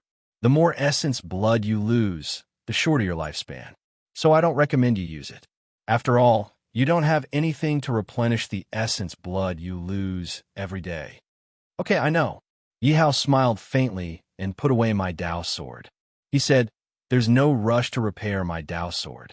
Let's think of a way to get the second half of Stellar Moon transformation first. Oh, right. Tunshin straightened up and looked at the person who had saved him from danger many times. He said, there's a limit to this tomb. I can't go in with you, so I'll wait for you outside. I know. You've said this many times. Yi Hao gently stroked the sky-devouring beast. He smiled and said, you also said to be extremely careful in there and to run if you can't win. Your life is the most important. If I die, the two things you promised to do for me will be void. You told me to take care of myself. Okay, Tunshin replied faintly. One couldn't tell if he was happy or sad. Okay, I know what to do. Wait for me outside. Yi Hao got up and put Tunshin aside. He turned and left. Tunshin looked at Yi Hao's blurry figure and suddenly shouted, Yi, if you dare die, I'll make the entire Tian Yuan die with you. Yi hadn't turned back. He waved his hand with his back facing Tunshin. Then he looked at the duo Baos and surrounded by people and murmured, die? How can that be? I still have to go to the Chaos Realm. I still have to find Bing Yi. I still have to lead Tian Yuan to prosperity. How can I die? In the ancient demon realm, the person who can take my life hasn't been born yet. I, Yi Hao, am famous for being tough. After another 10 days, the 4 stone doors of the tomb still showed no signs of opening. During this time, more and more cultivators arrived. There were many people standing in front of the 4 stone gates. Many people ran to the other side of the river and continued to stand guard. Although they didn't know when the tomb would be opened, everyone remained patient. After all, the allure of Saint King's tomb was extremely great. On this day, everyone was still sitting in front of the stone gate. Suddenly, 4 bell tolls came from the bottom of Mount Tai, clearly reaching everyone's ears. Everyone's spirits were roused. Then they saw a silver-white pillar of light shoot up into the sky from the peak of Mount Tai. When the white pillar of light reached the top of the sky, it suddenly scattered and gradually scattered. Then a silver-white light shield appeared, enveloping the people in front of Mount Tai and the river. The people at the back of the river, which was the other end of the shore, became anxious when they saw this. They wanted to rush in, but as soon as they got close, they were repelled by a huge spiritual force. He tried this a few times, but the result was the same. Those people's faces turned ashen as they looked at the people in the light shield enviously. To them, they were already eliminated. They didn't even have the chance to participate. As for the people in the light shield, they felt lucky that they came early. At least they could still enter the tomb. This change came so suddenly that the few big shots who were secretly observing in the void didn't have time to react. On Mount Tai, a heavy voice sounded. By Tiendi, did you see what happened just now? No. Another voice replied. It seems that this tomb doesn't want us to pry into the secrets inside. That's right. These big shots whose cultivation had reached the Spirit Heaven Emperor realm couldn't enter to explore the opportunities inside, so they hid in the void and secretly observed. Unexpectedly, a layer of light descended, and they could no longer see the situation of Mount Tai clearly. Disperse, disperse. There's nothing to see. An old voice sounded. Then, a wave of spiritual energy fluctuation sounded in the void. The tomb of a Saint King is indeed powerful. Although our heavenly emperor is only one realm away from the Saint King, the mysteries inside are not something we can see through. Let's go. Another young voice sounded and also left the void. Then, more and more spiritual energy fluctuations appeared. In the end, only the heavenly emperors of the two empires were left. After looking at each other, the two of them also left. Since the heavenly emperors couldn't interfere, they would leave it to the spirit emperor realm. In this ancient demon realm, could there be cultivators at the spirit emperor realm who were more powerful than their two empires? If there were, it could only be people from their two empires. The two heavenly emperors left this place with such confidence. Not long after the light shield fell, a huge change happened in front of the 4 stone doors. The 2 stone lions that were originally stopped in front of the 4 stone doors suddenly moved. The two collided and stopped in front of the stone doors.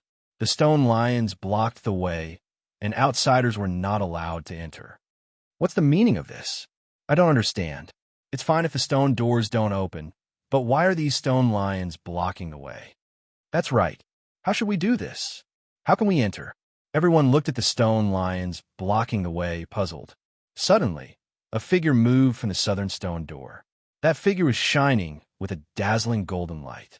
Looking at the stone lions blocking the way, Monk Golden Light suddenly realized something.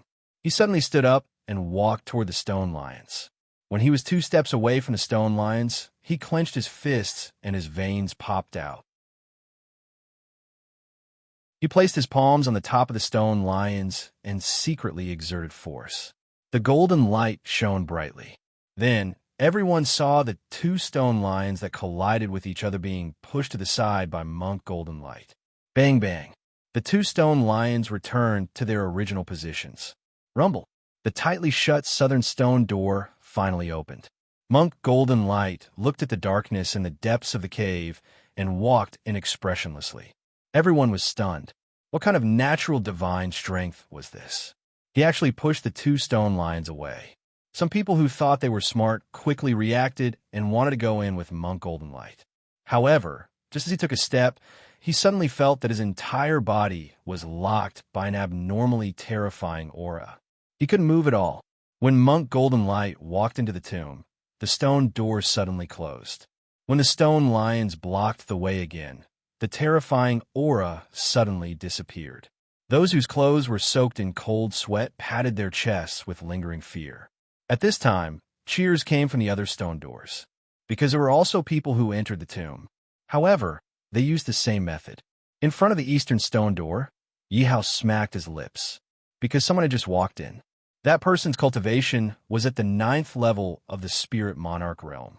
He forcefully pushed the stone lions away and walked in. Of course, there were also people who didn't succeed. They were directly thrown into the river by the stone lions. It seemed that if one wanted to enter the tomb, they wouldn't be able to do so without a certain level of strength.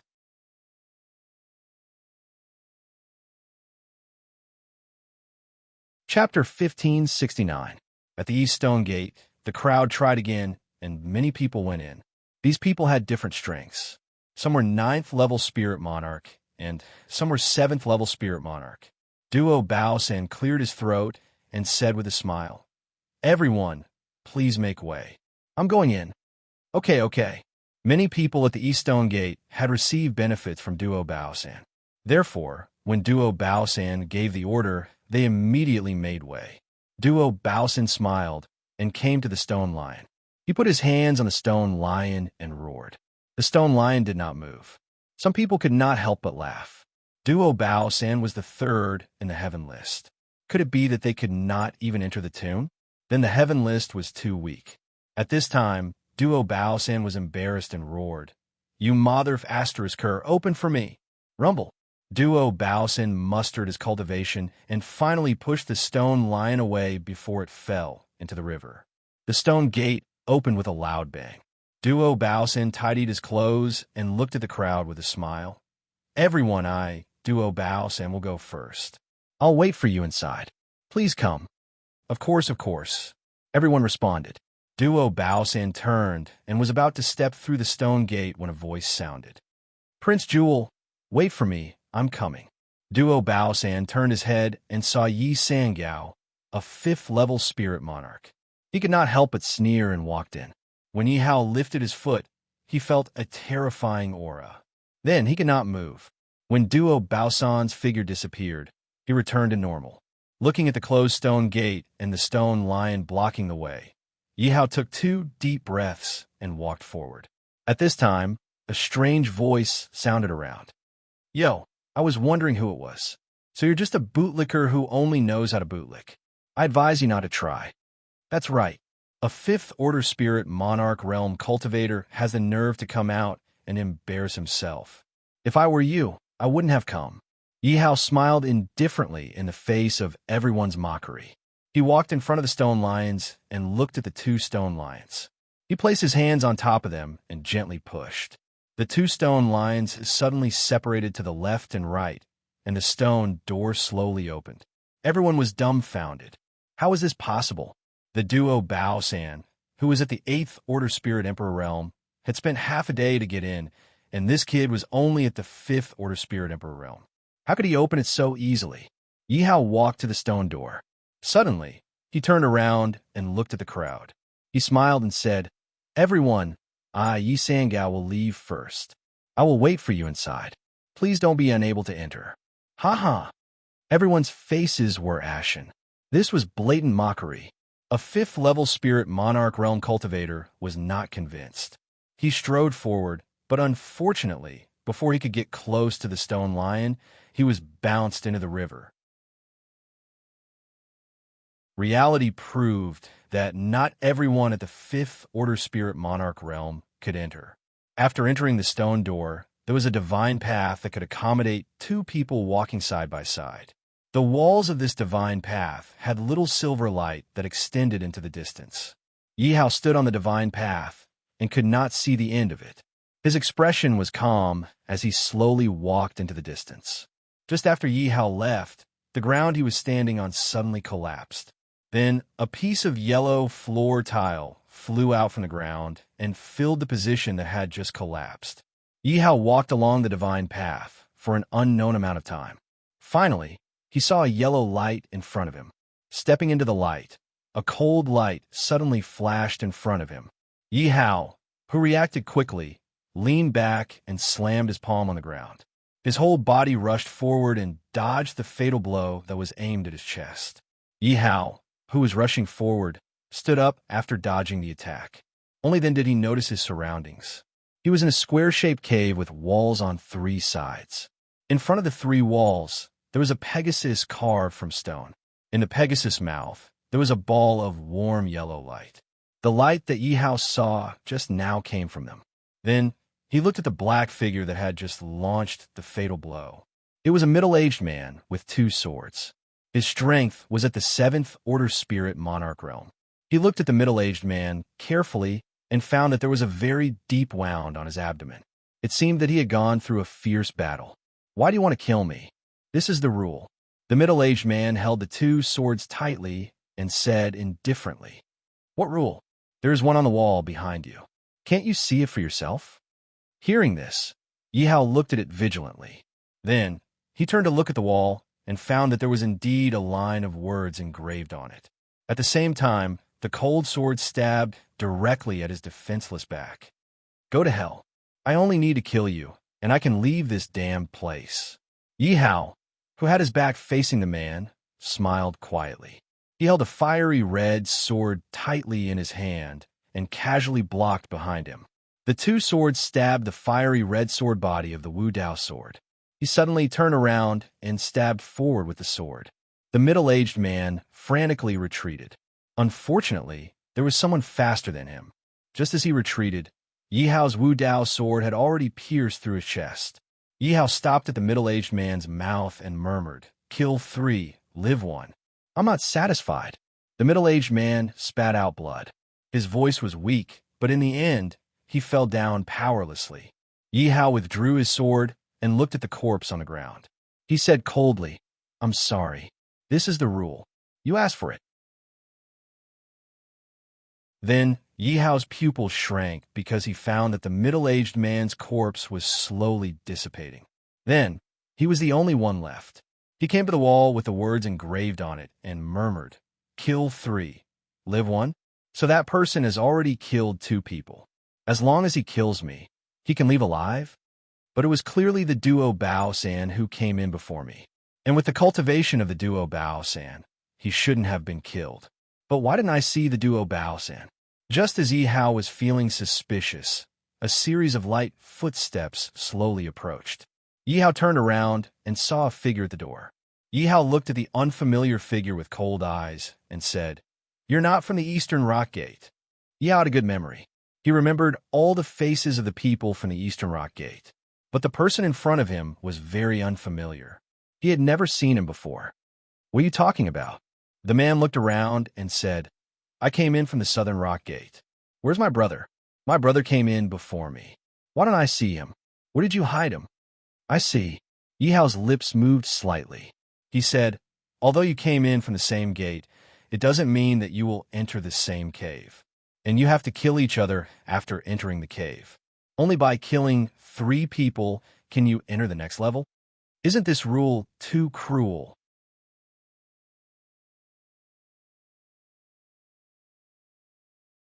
Chapter 1570.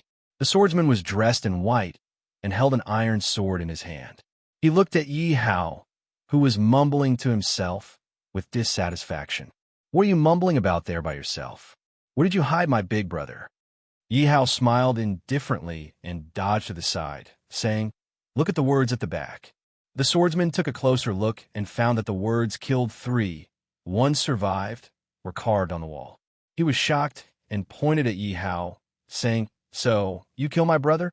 Yi Hao held his forehead and sighed. "It's useless to say more. Let's do it." "Well, you really kill my brother." The swordsman roared and rushed forward with his sword. His cultivation of the 7th level Spirit Emperor was fully revealed. Looking at the vigorous sword intent, Yi Hao smiled and said softly, "Just right, I haven't used Sword Immortal Descend since I learned it. I'll use you as a sacrifice." Sword Immortal Descends. The first move, Sword Immortal Condensation. Ding dong. Congratulations to the host for using the first move of Sword Immortal Descends. The host is rewarded with a red spiritual herb. Immediately, a huge amount of spiritual power burst out from the red Wu Dao sword. The spiritual power slowly floated in the air and slowly formed the figure of an old man holding a sword. The moment the figure took shape, the charging swordsman suddenly stopped. But the swordsman didn't stop by himself. He was forced to stop because he found that the old man seemed to be staring at him and couldn't move. Yi Hao turned his right wrist and pushed gently. The Wu Dao sword shot out. At the same time, the figure that took shape slashed at the swordsman. Blood splattered everywhere, and the swordsman died with his eyes open. Yi Hao waved his hand, and the Wu Dao sword returned to his hand. He looked at it carefully and found that the Wu Dao sword was shining with red light. It seemed that killing 2 people in a row made the Wu Dao sword very excited. Looking at the ground again, as expected, the swordsman killed by Yi Hao had disappeared. Yi Hao slowly exhaled a mouthful of turbid air. With his back to the wall, he adjusted his breathing and said softly, 2 people. We still need 1 more. He took out the crimson spiritual grass that the system had just rewarded him. After consuming it, a majestic spiritual energy ran rampant in his body. Then, this disobedient spiritual energy met with the star power in Yi Hao's body and immediately became much more obedient, allowing Yi Hao to use it. Yi Hao's cultivation had increased slightly, and he was not far from the 6th Order Spirit Monarch realm. After an unknown period of time, the sound of light footsteps could be heard. A short middle-aged man with a mace in his hand strode in. That person casually looked around and then looked at Yi Hao, who was meditating in front of the wall. He asked, "Hey kid, where's this place?" Yi Hao opened his eyes slightly and replied, Are you talking to me? Nonsense. There's only the two of us here. Who else should I talk to if not you? That's not necessarily true. Yi Hao stood up and smiled. Many people have died here. The short man's hair stood on end. He looked at Yi Hao's cultivation and found that he was only at the 5th Order Spirit Monarch realm. Then, he wantonly released his 6th Order Spirit Monarch realm cultivation and laughed. Yo, I didn't expect that a 5th Order Spirit Monarch realm cultivator could. The short man was stunned because he saw the words on the wall. Then he smiled and said, if that's the case, killing 3 people is enough. Yes, that's right. Yi Hao nodded slightly. If that's the case, I'll take your head. Come and get it. Yi Hao opened his arms and smiled. Umph. The short man snorted coldly. He raised his mace and charged forward with all his might.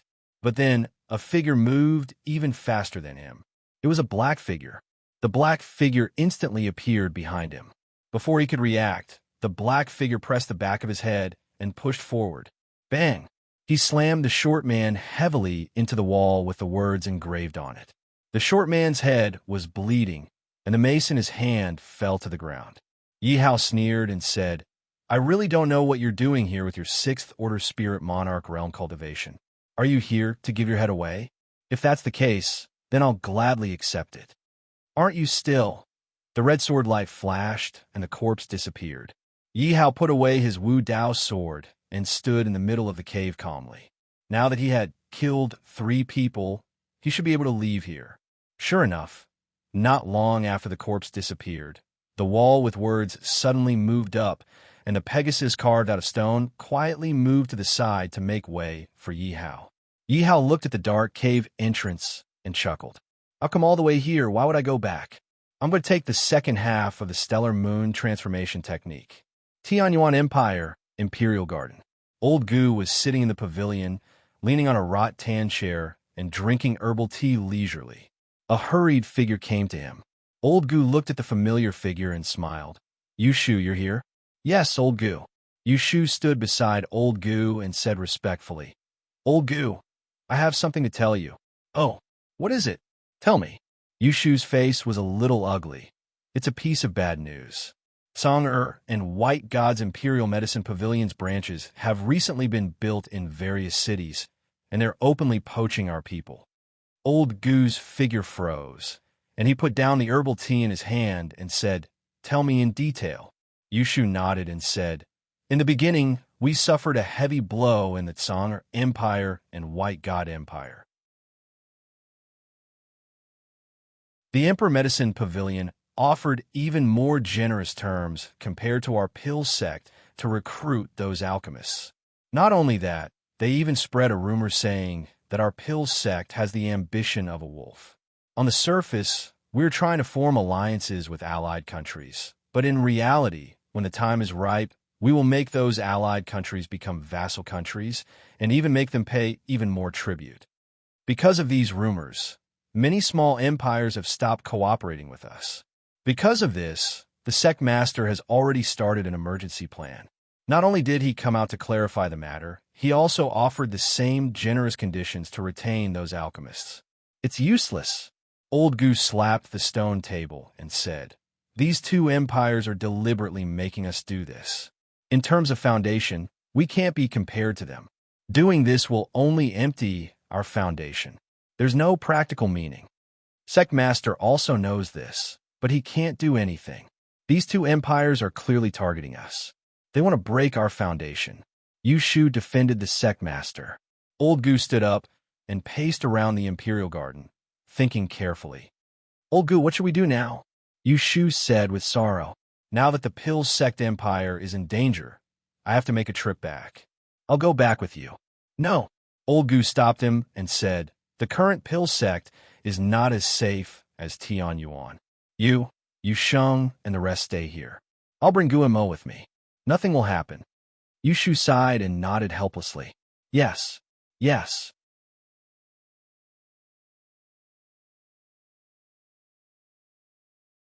Chapter 1571.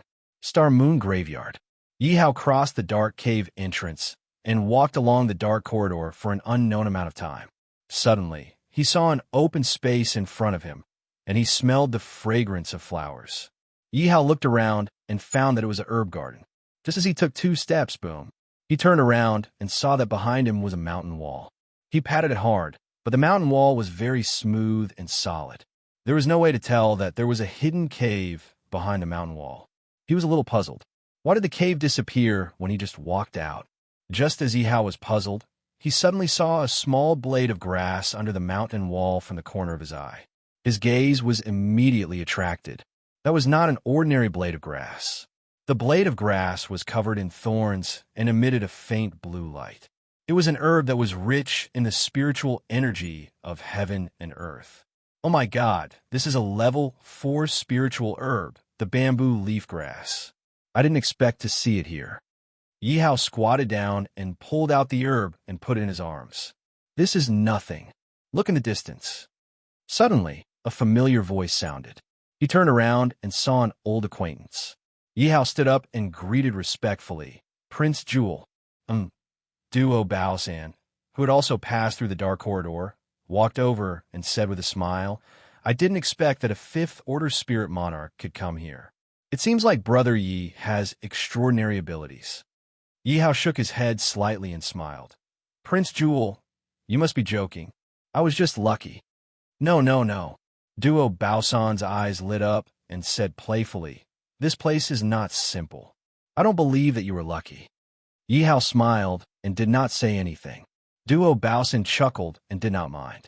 He pointed to the distance and said, Look at those things in the distance, and you will know that the bamboo leaf grass you just put away is nothing. Yi Hao looked in the direction of Duo Baosan, and his eyes instantly lit up, because not far away there were several strong lights. Taking a closer look, only rank 5 spirit grasses could emit such strong lights. Rank 5 spirit grasses were rare in the ancient demon domain. Who would have thought that in this tomb, a small herb garden, there would be so many of them? Duo Baosan waved his hand and chuckled. Don't look, you won't be able to get those rank 5 spiritual herbs. Duo Baosan chuckled and waved his hand. Come with me. Therefore, Yi Hao followed the young man in front of him and asked with a smile, Prince Jewel, you just said that I can't get those level 5 spiritual herbs. Why is that? Let me put it this way. At present, this herb garden seems to be an independent space. There are no other exits. Everyone who comes here can't get out. The first person to arrive here is the white-clothed swordsman, who is the first on the heaven list. He circled a place in the west. All the spiritual herbs there belong to him. No one dares to snatch them. After him, Monk Golden Light also arrived. He also circled a place, but it was in the south. It doesn't matter if the 2 of them circled a place, but what's worse is that the 2 of them have occupied half of the entire herb gardens area. Those rank 5 spirit grasses you just saw are all within Monk Golden Light's sphere of influence, so you won't be able to get them. Prince Jewel, when did you arrive? Yi Hao asked with a smile. Me? Duo Baosan put his hands behind his back and said in high spirits, I was the 3rd to arrive here. Then you must have occupied a quarter of the area, right? After all, you have so many followers behind you. At this point, Duo Baosan's eyes dimmed, and he said, After I arrived here, I gathered a group of followers, but they only occupied a 1/3 of the remaining half of the area. There are 2 other forces occupying a 1/3 each. The 2 of them didn't walk for long before they arrived at a pavilion. On the table in the pavilion, there were many spiritual herbs shining brightly. These spiritual herbs could help people improve their cultivation. There were level 3, level 4, and level 5 spiritual herbs, but most of them were level 3. 4 9th level spirit monarch cultivators stood around the pavilion, as if they were guarding these spiritual herbs. When the 4 of them saw Duo Baosan walking over, they hurriedly cupped their hands and said, Prince Jewel, no need to be so polite. Duo Baosan gestured for the 4 of them to do their own things and brought Yi Hao to the pavilion. Duo Baosan sat peacefully on the stone bench and looked at the dazzling array of spiritual herbs on the table, his heart blooming with joy. Suddenly, he raised his head to look at Yi Hao, who was standing at the side, and asked, Right, where was I? Yi Hao pretended to be respectful and said, You just said that there were two forces occupying the remaining territory. May I know which two forces you were talking about? Yes, that's where I stopped. Duo Bowson pointed behind him and said, not far away, there's a force led by Tsong, and the people from the White God Empire. They recruited as many people as I did, and their strength is similar to ours, so I gave that place to them. Then Duo Bowson pointed in front of him and said, there's another force over there. Although the cultivation of the people there isn't high, they have the most people out of the 5 forces. They're not to be trifled with, so I gave the remaining 1/3 to them. After all, that place is more useful than keeping it. Yes, that's true. Yihao nodded and said, if we don't give it away, that group of people will attack us. In the end, Song and the people from the White God Empire will benefit from it. That will not be worth it. That's right, that's the reason. Duo Bowson stretched out his hand and looked at him with a smile. Yihao was a little confused and asked, Prince Jewel, what is this? Hand over the level 4 spiritual herbs in your hand. This place is now my territory. Everyone who appears must submit to me. All the spiritual herbs that appear, no matter their level, must belong to me. Do you understand? Yihao laughed and took out the spiritual herbs in his hand and reluctantly put them on the table. He said with a smile, I understand. Since I have received benefits from you, I will naturally serve you and search for opportunities. Yes, you are quite sensible. Young master, are there only a few people here? Yihao looked around for a long time and found that no one was approaching. He could not help but ask suspiciously. Of course not. Duo Bowson grabbed a level 3 spiritual herb on the table and threw into his mouth. He chewed and said, the others have been sent out to search for spiritual herbs. I left these 4 people here to guard the spiritual herbs. I see. Yihao's mouth twitched when he saw Duo Bowson wasting natural resources. How could spiritual herbs be used in such a way? They were wasting the medicinal power of the spiritual herbs. Duo Bowson did not care. After all, there were many other spiritual herbs on the table. He did not care about a mere level 3 spiritual herb.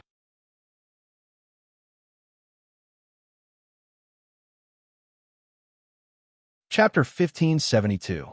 When the tomb of the Star Moon Great Emperor appeared, everyone came to different caves through 4 stone doors.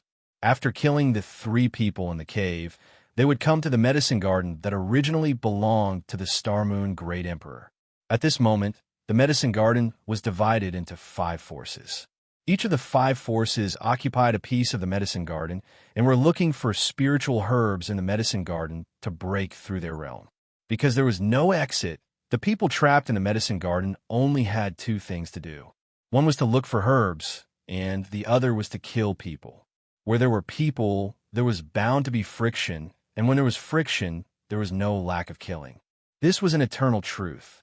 Yihao, who walked out of the pavilion, sighed softly and said to himself, it was not easy to find a 4th-level spiritual herb, but it was exploited by that bastard Duo Bowson. What a bastard. Yihao still clearly remembered Duo Bowson's proud smile when he walked out of the pavilion. No matter how hard Yihao and others searched for spiritual herbs, in the end, those spiritual herbs would belong to Duo Bowson. Not to mention that everyone had received his kindness. The 4 cultivators of the spirit monarch realm around him were not just for show. In the jurisdiction of Duo Bowson, there was no lack of people who pretended to be smart. After those people found the spiritual herbs, they only handed over a part of it. In the end, Duo Bowson used some treasure to detect that they had other spiritual herbs, so those people were directly killed by Duo Bowson. There were also some people who wanted to eat the spiritual herbs quickly after finding them. For some reason, Duo Bowson knew their whereabouts and led people to kill them. As a result, no one dared to play these tricks anymore and began to look for herbs for Duo Bowson obediently. Yihao walked aimlessly in the medicine garden, thinking carefully, know his whereabouts? It should be because there is something wrong with the magic weapons he rewarded. As for whether it is true or not, we will know after trying. Yihao walked for a while, and suddenly saw two people fighting over a fifth-level spiritual herb in front of him. Yi Hao walked closer and roughly heard the conversation between the two of them. He also knew the whole story. Of the two, the taller one was also a member of the triad of many treasures, while the shorter one was a member of the larger battalion. The stalk of spirit grass that the two of them found happened to be on the border of the two forces. The shorter one discovered it first and was about to pick it up when the taller one rushed out and stopped him from picking it up. Thus, a conflict broke out between the two of them. The shorter one was called Yuluo. He stared at the spirit grass on the ground and said angrily, "I found this spirit grass first.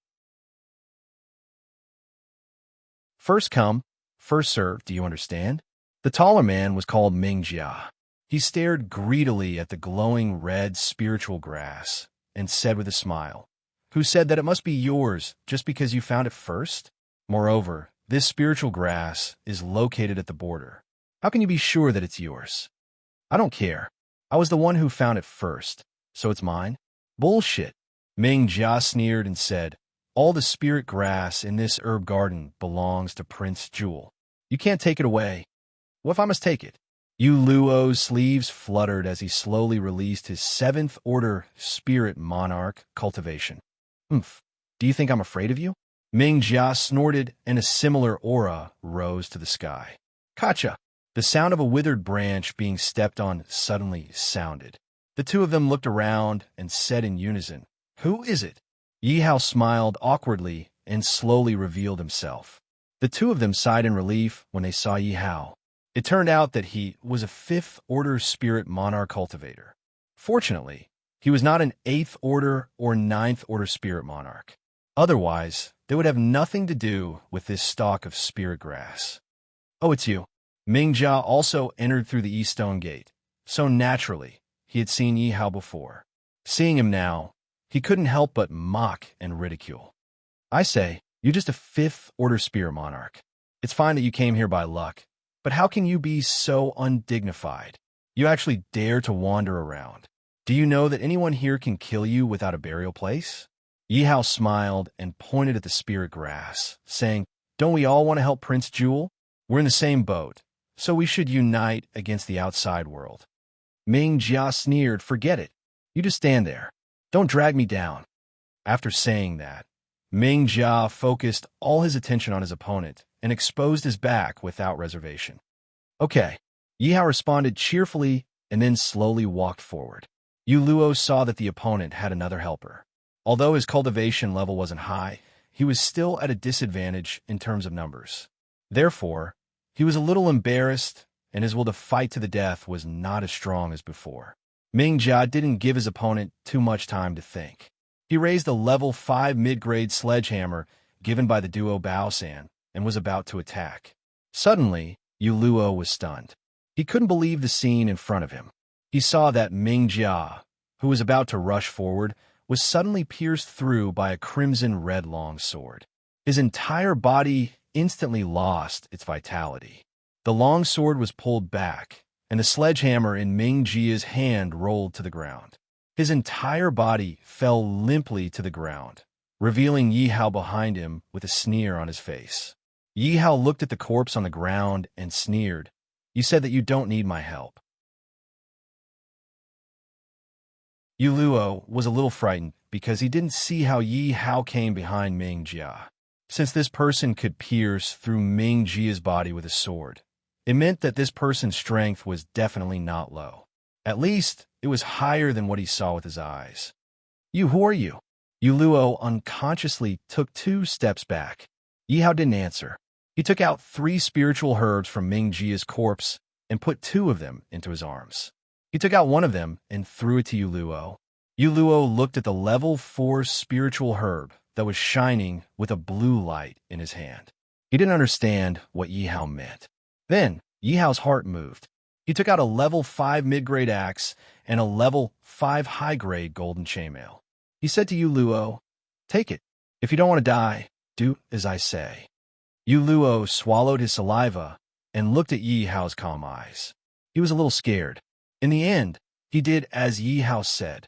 He put on the golden chainmail, took the axe, and put away the level 4 spiritual herb. At this moment, the corpse lying at Yihao's feet suddenly disappeared. Yihao looked at this scene, and the corner of his eyes twitched. It was like this again. Why would someone disappear after death? What secrets did this tomb hold? In the pavilion, Duo Baosan, who was chewing on the spiritual herbs with a smile on his face, suddenly changed his expression. He looked into the distance and muttered, "Damn it! How dare you kill my people?" After saying this, he turned into a stream of light and rushed into the distance. The 4 people around the pavilion were still standing in the same place. They looked at the spiritual herbs and didn't have any improper thoughts. Duo Baosan, who turned into a stream of light, quickly arrived at the place where he sensed the spiritual herbs. He glanced at it casually and found Yi Sangao sitting on the ground with his hair disheveled. He was holding his shoulder and looked very miserable.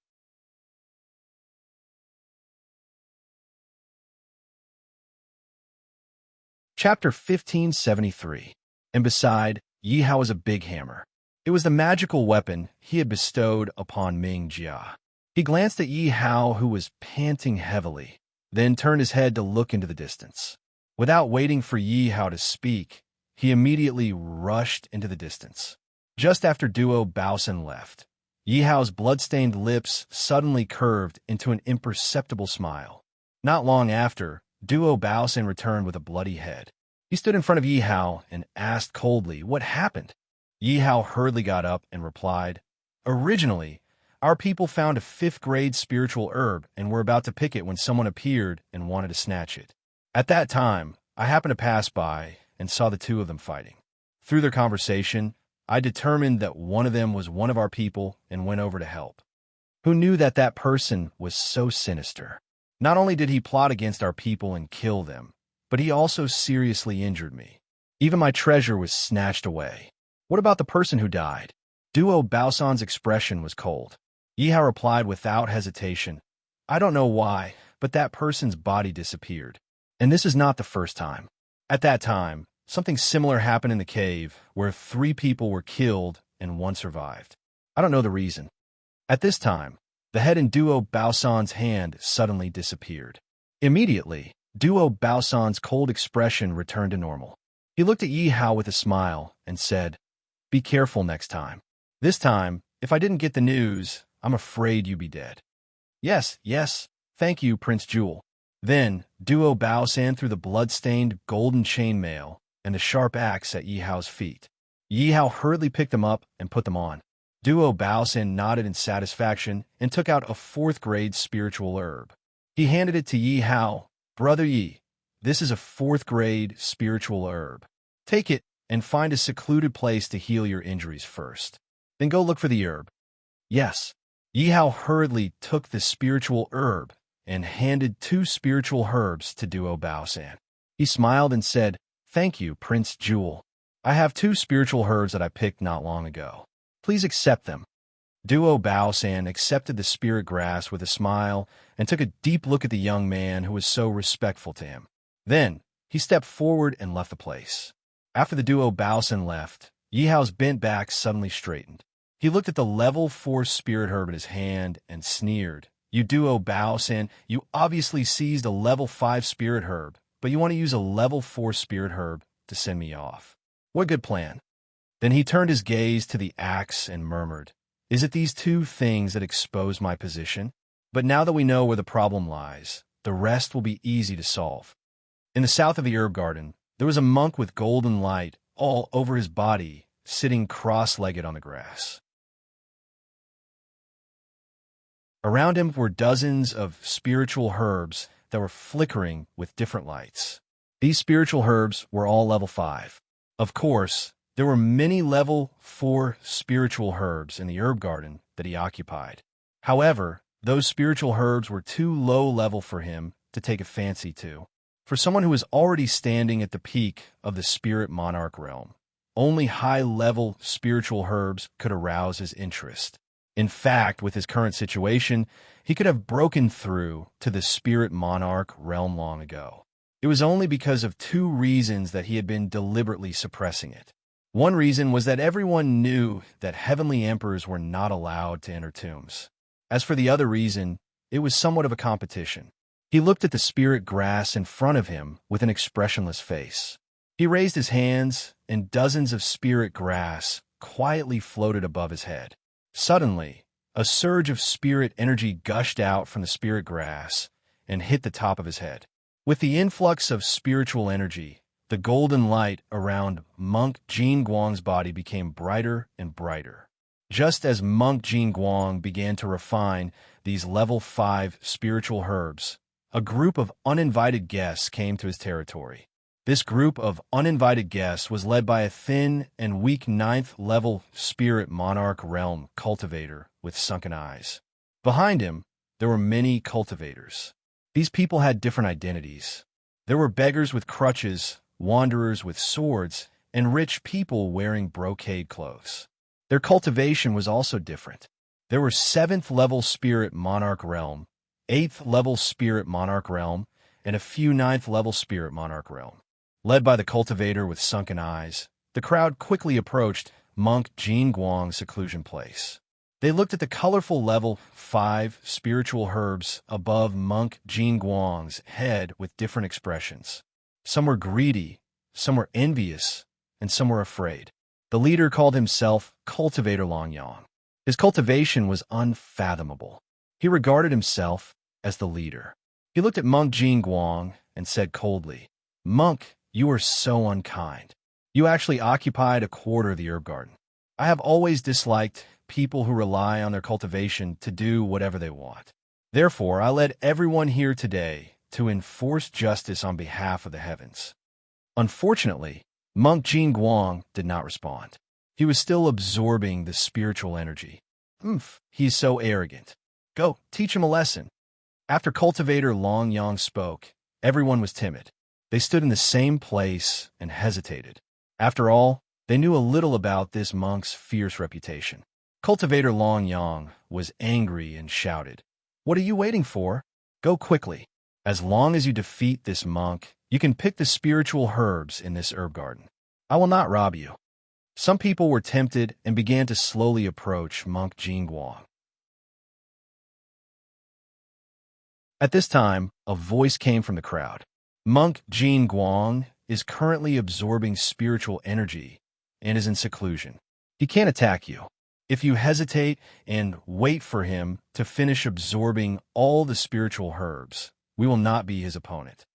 Everyone heard this and looked at the source of the voice. They found that it was a little beggar with crutches who spoke like an old man.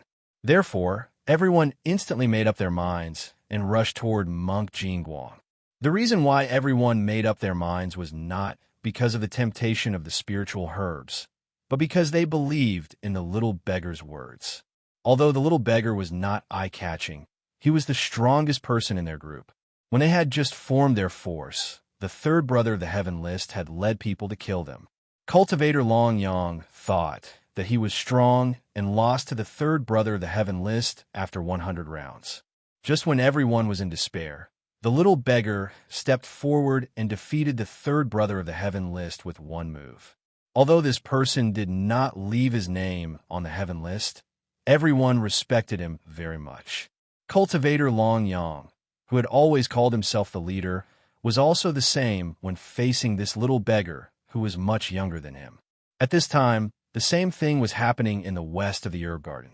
A white figure sat in the center of the herb garden with a long sword as white as snow on his lap. Around him floated 20 spiritual herbs, all of which were level 5 spiritual herbs. At this moment, the white-clothed swordsman was obviously in seclusion and had reached the most critical moment. Suddenly, many people appeared around him.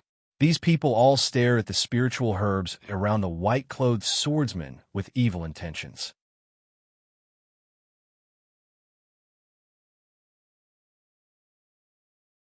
Chapter 1574. After these people surrounded the white-robed swordsman, the crowd in the middle suddenly separated, leaving a path for him. 3 people walked over together. The one in the middle was handsome, with a gourd hanging from his waist. The one on the left was wearing a white brocade robe with a fox fur coat. The one on the right was wearing a yellow brocade robe with an eagle embroidered on his chest. These three people were the leaders of this group, and also the leaders of this siege on the white-robed swordsman. The one in the middle looked at the white-robed swordsman with a cold expression. He smiled and said, "I heard that you're the first on the heaven list. Sorry, I am the third on the heaven list. I am very interested in your position. Can you let me have a seat?" "Prince Jewel, this man doesn't look like a generous person. I'm afraid he won't let you have it." The one on the left sneered. The one on the right sneered and said, "It doesn't matter if he doesn't give it to you. The two of us can help Prince Jewel ascend to that position." "Thank you, Brother Baijun and Brother Tsongo." Duo Baosan cupped his hands and smiled. The white-robed swordsman slowly opened his eyes. Two rays of light shot out from his black pupils and hit the two 7th-level spirit monarch cultivators who wanted to sneak up on him. The two cultivators let out a wail of anguish before disappearing. The crowd was horrified. This white-robed swordsman was indeed the first on the heaven list. With just a stare, two 7th-level spirit monarch cultivators died on the spot. The white-robed swordsman looked at Duo Baosan with a smile on his face and said calmly, "Duo Baosan, you have fallen. You actually colluded with the people of the ancient demon realm." Hearing this, Baijun and Tsongo were shocked. What did this mean? Could it be that these two people knew each other before, and they weren't from the ancient demon realm? The two suppressed the shock in their hearts and remained silent. Duo Baosan didn't care at all and said, "Okay, put away your high and mighty attitude. Although you are qualified, I really hate it." The white-robed swordsman's indifferent eyes swept across the cultivators who were about to make a move and said emotionlessly, "Do you think you can defeat me with these people?" "Humph." Duo Baosan sneered and said disdainfully, "If it was any other time, I wouldn't have dragged so many people into this with me. But now what? You are at a critical moment. If you're not careful, you will go crazy. I miss you." Before he finished speaking, the white-robed swordsman calmly stood up. The 20 spirit grasses were still floating around him, and the snow-white sword was still in his hand. "What? F***CK. Can't you wait for me to finish speaking? We've known each other for so many years. Can't you at least give me some face? Do you really like to slap my face that much?" The white-clothed swordsman did not unsheath his sword. He held the sword hilt and swung it behind him. A white sword light flew out, and dozens of 7th-level spirit monarch cultivators exploded. People, what? Was this guy really not afraid of going berserk? Again, the white-robed swordsman's eyes were calm. Baijun and Tsongo couldn't make up their minds. Duo Baosan came to them and said that the white-robed swordsman was in seclusion and didn't dare to use his spiritual power. They could swarm him and kill him. Who knew that this would happen? Duo Baosan, this is different from what you said. Tsongo growled. Baijun's face was cold and said angrily, "That's right. If that's the case, I don't want my people to die with you." Duo Baosan's face changed. Finally, he smiled and said, "You too. Do you still have a chance to retreat now?" "What do you mean?" The two said in unison. "Since you came with me today, you have already stepped into this muddy water. You're already on that guy's kill list. Do you think that guy will let you go if you leave today? I know that guy's character the best. He will take revenge for the smallest grievance. So, you have no way out. Also, don't be fooled by that guy's profound spiritual energy. In fact, he's faking it.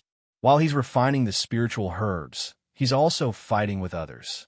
Even if he doesn't go berserk, he won't be able to escape from the backlash. Therefore, I suggest that we attack together and completely end him." The two looked at each other and felt that Duo Baosan's words were indeed reasonable. So, they buried their determination to retreat deep in their hearts. Duo Baosan looked at the two and said loudly, "In order to express my sincerity, my people will take the lead. Your people can follow." Then, he waved his hand, and many cultivators rushed out from behind Duo Baosan. Among them, there were 2 8th-level spirit monarchs and 1 9th-level spirit monarch. Baijun and Tsongo saw this and didn't hide anymore. They called their people to quickly follow, not giving the white-robed swordsman a chance to breathe. The white-robed swordsman looked at the surging crowd and was silent. He clenched the long sword in his hand and rushed into the crowd in an instant, launching a one-sided massacre. South of the herb garden, those who followed the order to rush forward had just stepped around Monk Jingguang when a burst of white light lit up under their feet. Then, 4 huge, ferocious beasts appeared around Monk Jingguang. The 4 huge, ferocious beasts had the strength of a 9th-level spirit monarch. The people who rushed forward were caught off guard and were torn to pieces by the ferocious beasts. Longhang Sanren looked at the 4 ferocious beasts that suddenly appeared, and his face changed slightly. He said, "Damn it, it's a spiritual array. I didn't expect this bald donkey to set up a spiritual array." Sure enough, this monk looks simple, but he is not so easy to deal with. The beggar on crutches murmured. "Then what should we do?" Longhang Sanren asked modestly. The beggar on crutches chuckled and said, "It's just a spiritual array. How long can it last? Send a few masters to break this spiritual array." "Okay."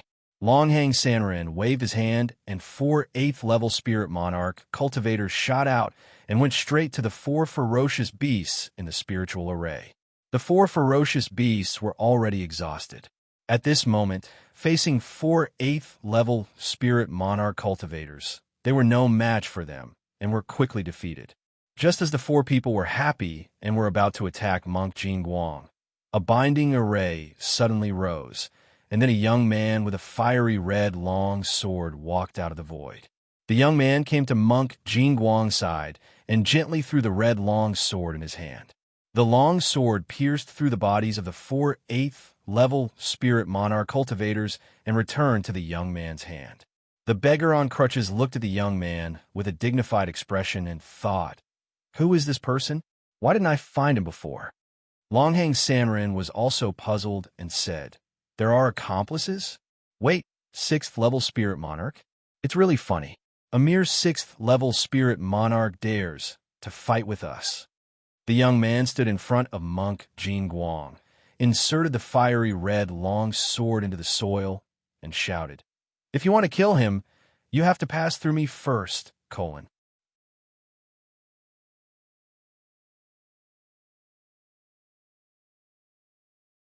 Chapter 1575. Longyang Sanren looked at the young man, standing with the sword, and chuckled. He shouted, "Young man, I advise you to leave quickly. You're just a 6th-level spirit monarch. You're not strong enough." The young man in black was unmoved. He glanced at the person behind him and clenched the crimson Wu Dao sword in his hand. The beggar looked at the black shadow and asked with a smile, "What's your name?" "Heart higher than the sky, higher than the pine, wisdom higher than the mountain, higher than Yisan." "Good name." The beggar on crutches smacked his lips and said, "What's your relationship with Monk Jingguang?" "I don't know this person at all." This time, it was the beggar on crutches' turn to be stunned. He asked, "You don't know this person, but you dare to save him with your life. Should I say you're stupid or naive?" "It's all the same." Yihao put one hand behind his back and quietly pinched the sword. He said with a serious face, "Anyway, I just don't like the way you take advantage of others. Kid, you asked for it." Longyang Sanren was not as talkative as the beggar on crutches. He waved his hand and ordered the crowd to swarm. Yihao looked at the dozens of figures swarming over. He raised his Wu Dao sword and stretched out his left hand. The sword was ready, and he shouted, "Sword Immortal descends. The first move, Sword Immortal Condensation." Boom! A huge shadow fell from the sky. Several cultivators with 7th-level spirit monarch cultivation were defeated on the spot. The remaining cultivators with 8th-level spirit monarch cultivation joined forces to disperse the shadow and rushed forward again. Yi took a step back and stabbed his sword into the ground. His crimson eyes reflected a few figures running at high speed. Just as their attacks were about to come into contact with Yihao, the black figure disappeared from where he stood. With the disappearance of Yihao, several people's attacks suddenly attacked Monk Jingguang, who was sitting cross-legged.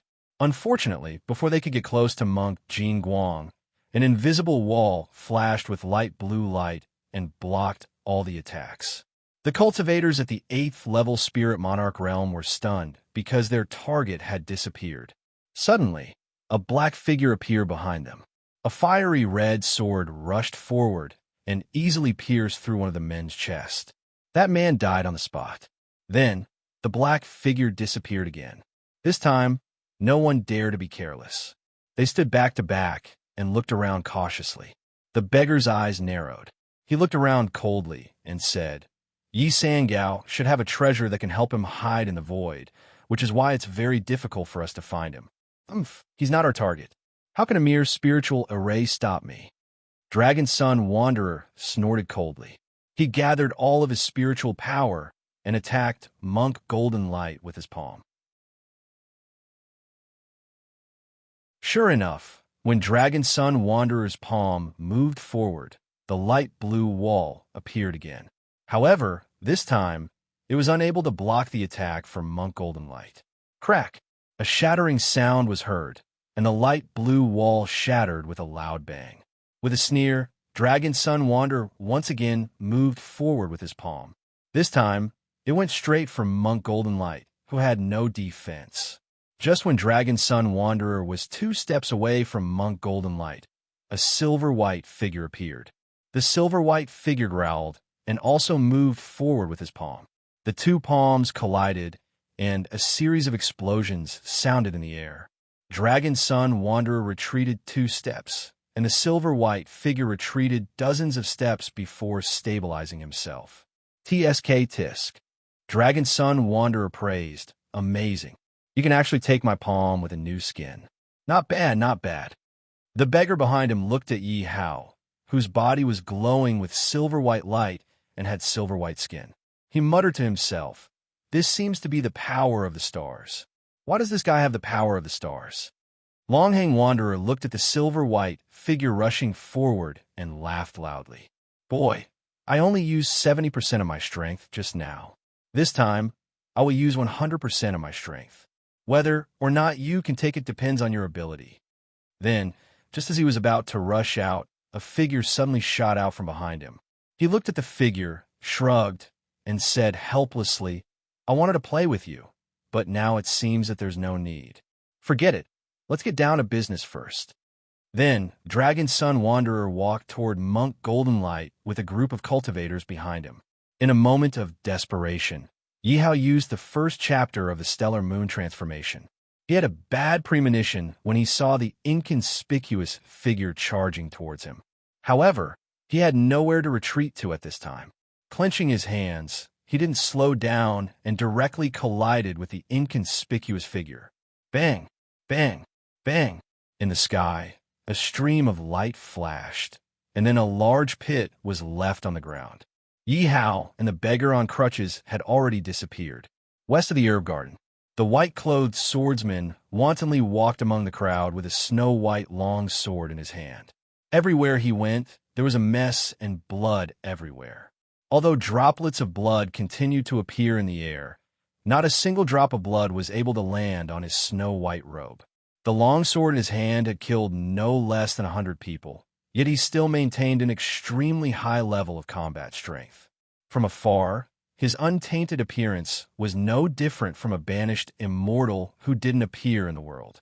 Not far away, Duo Baosen looked at the white-clothed swordsman's appearance and was unhappy.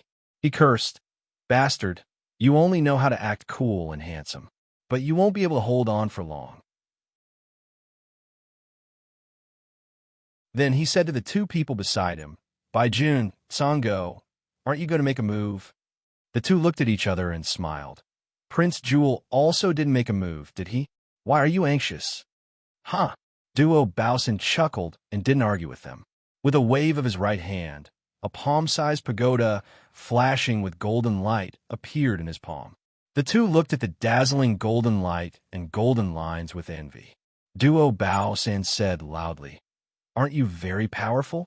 Then how about you try my 6th-level lower-grade pagoda? With that, he swung his right hand and threw the pagoda in his palm out.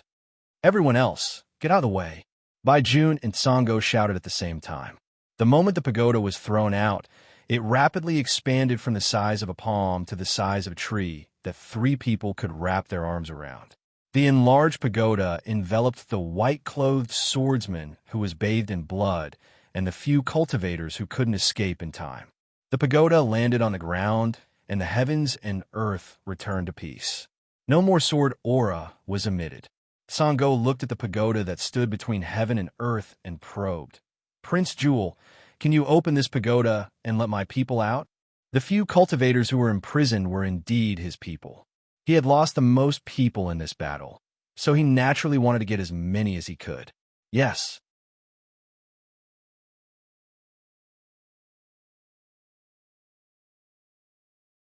Chapter 1576. Unexpectedly, Duo Baosan's face sank as he growled. "Bullsh asterisk T. If I let them out, wouldn't the white-clothed swordsman follow? Are you a pig?" Duo Baosan's words were extremely unpleasant. Sango was a prince of the song, or empire, and had never been scolded so harshly before. Naturally, he couldn't take it lying down. Just as Sango was about to speak, Bai Jun spoke in a deep voice. "Gentlemen, the enemy is right in front of us. It's better that we don't fight among ourselves." Looking at Bai Jun's imperceptible shake of his head, Sango held back his anger. Duo Bao San, on the other hand, didn't care about their little actions. He smiled and said, "What great enemy? If it was an ordinary white-clothed swordsman, my pagoda wouldn't be able to do anything to him because the sword in his hand isn't ordinary either. But now, I'm afraid he can't even use half of the sword's strength. So, there's no need to be afraid. I've already trapped him. So, why can't the white-clothed swordsman escape?" Bai Jun asked. "Not only can he not escape, but he will also be slowly refined by my pagoda and eventually become the nutrient for my pagoda to level up." Sango couldn't help but ask, "Prince Jewel, why didn't you take out such a treasure earlier? You're really a pig." Duo Baosan couldn't help but scold. "If I don't exhaust that guy, do you really think this pagoda can trap him? Idiot." Bai Jun's eyes darkened as he motioned Song, "Go not to act rashly." He smiled and said, "Can we go and pick the spiritual herbs now?" "Of course, go." Duo Baosan waved his hand casually, motioning for everyone to pick the spiritual herbs. Everyone clapped and cheered. A burst of cheers could be heard. Just as Bai Jun and Sango were about to leave, Duo Baosan called out to them. Duo Baosan smiled at the two of them. "By the way, don't forget to hand over all the spiritual herbs you pick, because they are all bang." Before Duo Baosan could finish his sentence, the golden pagoda suddenly exploded. A white figure walked out from within and calmly looked at the petrified crowd. Sangu sneered. "Prince Jewel, is this what you call trapping and refining?" The corner of Duo Baosan's mouth twitched as he cursed in his heart. "Damn it, you're slapping my face again. My face is going to be swollen because of you." Bai Jun bellowed. "Everyone, return to your positions and prepare for battle."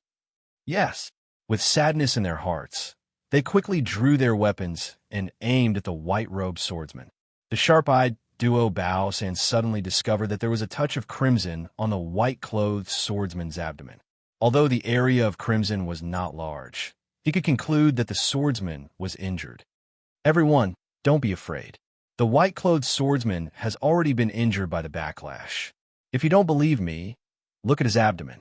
His white clothes are no longer as pure as snow." Everyone looked over. Just as Duo Baosan said, the uneasiness in their hearts lessened. As long as he was injured, it meant that this person was not as powerful as he appeared to be. He was also a living person, so there was no need to be so afraid. Duo Baosan sneered. "You're just a paper tiger now. You'll fall with a push. Why are you still pretending?" The white-clothed swordsman remained calm and emotionless. "I'm indeed injured. However, I can use my life to exchange for everyone's. Do you dare to bet?" Bang! The sword was unsheathed. The scabbard was gently pushed out by the white-clothed swordsman. It hit the mountain wall 1,000 meters away, causing many cracks to appear on the mountain wall. His long hair fluttered, his white clothes fluttered, and his spiritual energy surged. His sword intent reached the heavens, as if a sword immortal had descended. Bang, bang, bang. A few violent sounds came from the south of the herb garden. At the bottom of a huge pit with a diameter of 10 meters, a young man with silver-white skin was lying there. That person looked at the top of the big pit. On the edge of the big pit stood a child beggar with a harmless smile on his face. The child beggar played with the walking stick in his hand and asked with a smile, "Tell me, why do you have the power of the stars? As long as you tell me, I'll let you go." Cough, cough. Yihao coughed twice and smiled bitterly. This harmless guy looked like a ninth-level spirit monarch, but in fact his strength had long surpassed the ninth-level spirit monarch. Otherwise, he wouldn't have been pushed to the bottom of the big pit and couldn't get up again. Strange, such a monster should be in the top 3 of the heaven list. However, this person's name wasn't on the heaven list, which made people very puzzled. Originally, he was on a look for opportunities after breaking through to the 6th-level spirit monarch with the help of the level 4 spirit grass given by Duo Baosan. Then, he heard that the Dragon Sun cultivator was going to take people to besiege the Golden Light Monk.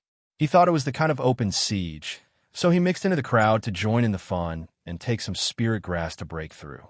He didn't expect it to be this kind of siege. Originally, Yihao was going to stand by and watch, but the moment he saw the Golden Light Monk, he changed his mind. He wanted to protect the monk. With his 6th-level spirit monarch strength and many treasures, he should be able to hold on until Tyrant finished his closed-door training. He never thought that there would be such a monster hiding in the crowd. Now, not to mention protecting Tyrant, even protecting himself would be a problem. "Hey, you've thought for so long, have you decided?" Yihao got up with difficulty and sat at the bottom of the big pit, panting. His lips moved slightly, and he smiled. "What if I say that I was born with the power of the stars?" What a joke! How could he let this guy know the cultivation method of the Star Moon Emperor? That was the cultivation method of the Holy King. "You buzz." Before the child beggar finished his words, he suddenly felt that his soul was attacked, and there was a burst of bell ringing in his mind. He couldn't help but be stunned. At this time, Yihao, who was at the bottom of the big pit, smiled and jumped up. After 3 breaths, the child beggar came back to his senses and murmured, "Good boy, your soul is so strong. I almost fell into your trap." At this time, Yihao left the big pit, but he was only dozens of steps away from the child beggar. He would be caught up in the blink of an eye. At this time, not far away, there was a burst of spiritual power fluctuation, and then Yihao saw a golden figure coming straight to him. Yihao wanted to dodge subconsciously, but unexpectedly, the figure directly passed him and punched behind him. Boom! Yihao turned around just in time to see the golden fist collide with the little beggar's pitch-black walking stick. As soon as the two came into contact, they both retreated 3 steps at the same time. As Monk Jingguang retreated, he arrived in front of Yihao. Yihao took this opportunity to clearly see that there was a fiery red tattoo on Monk Jingguang's chest that looked like a sun. He had seen this tattoo before. The child beggar stabilized his body, looked at the angry monk, and laughed. "Oh, you came out of seclusion so soon?" Then he looked at Monk Goldenlight's breath and found that it was very chaotic. He couldn't help but laugh. "I really thought you came out of seclusion. It turns out that you forced yourself out. This is not good for you."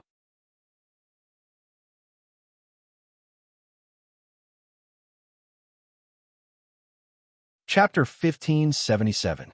In the distance, a few figures were approaching. The leader was Longhang Wanderer.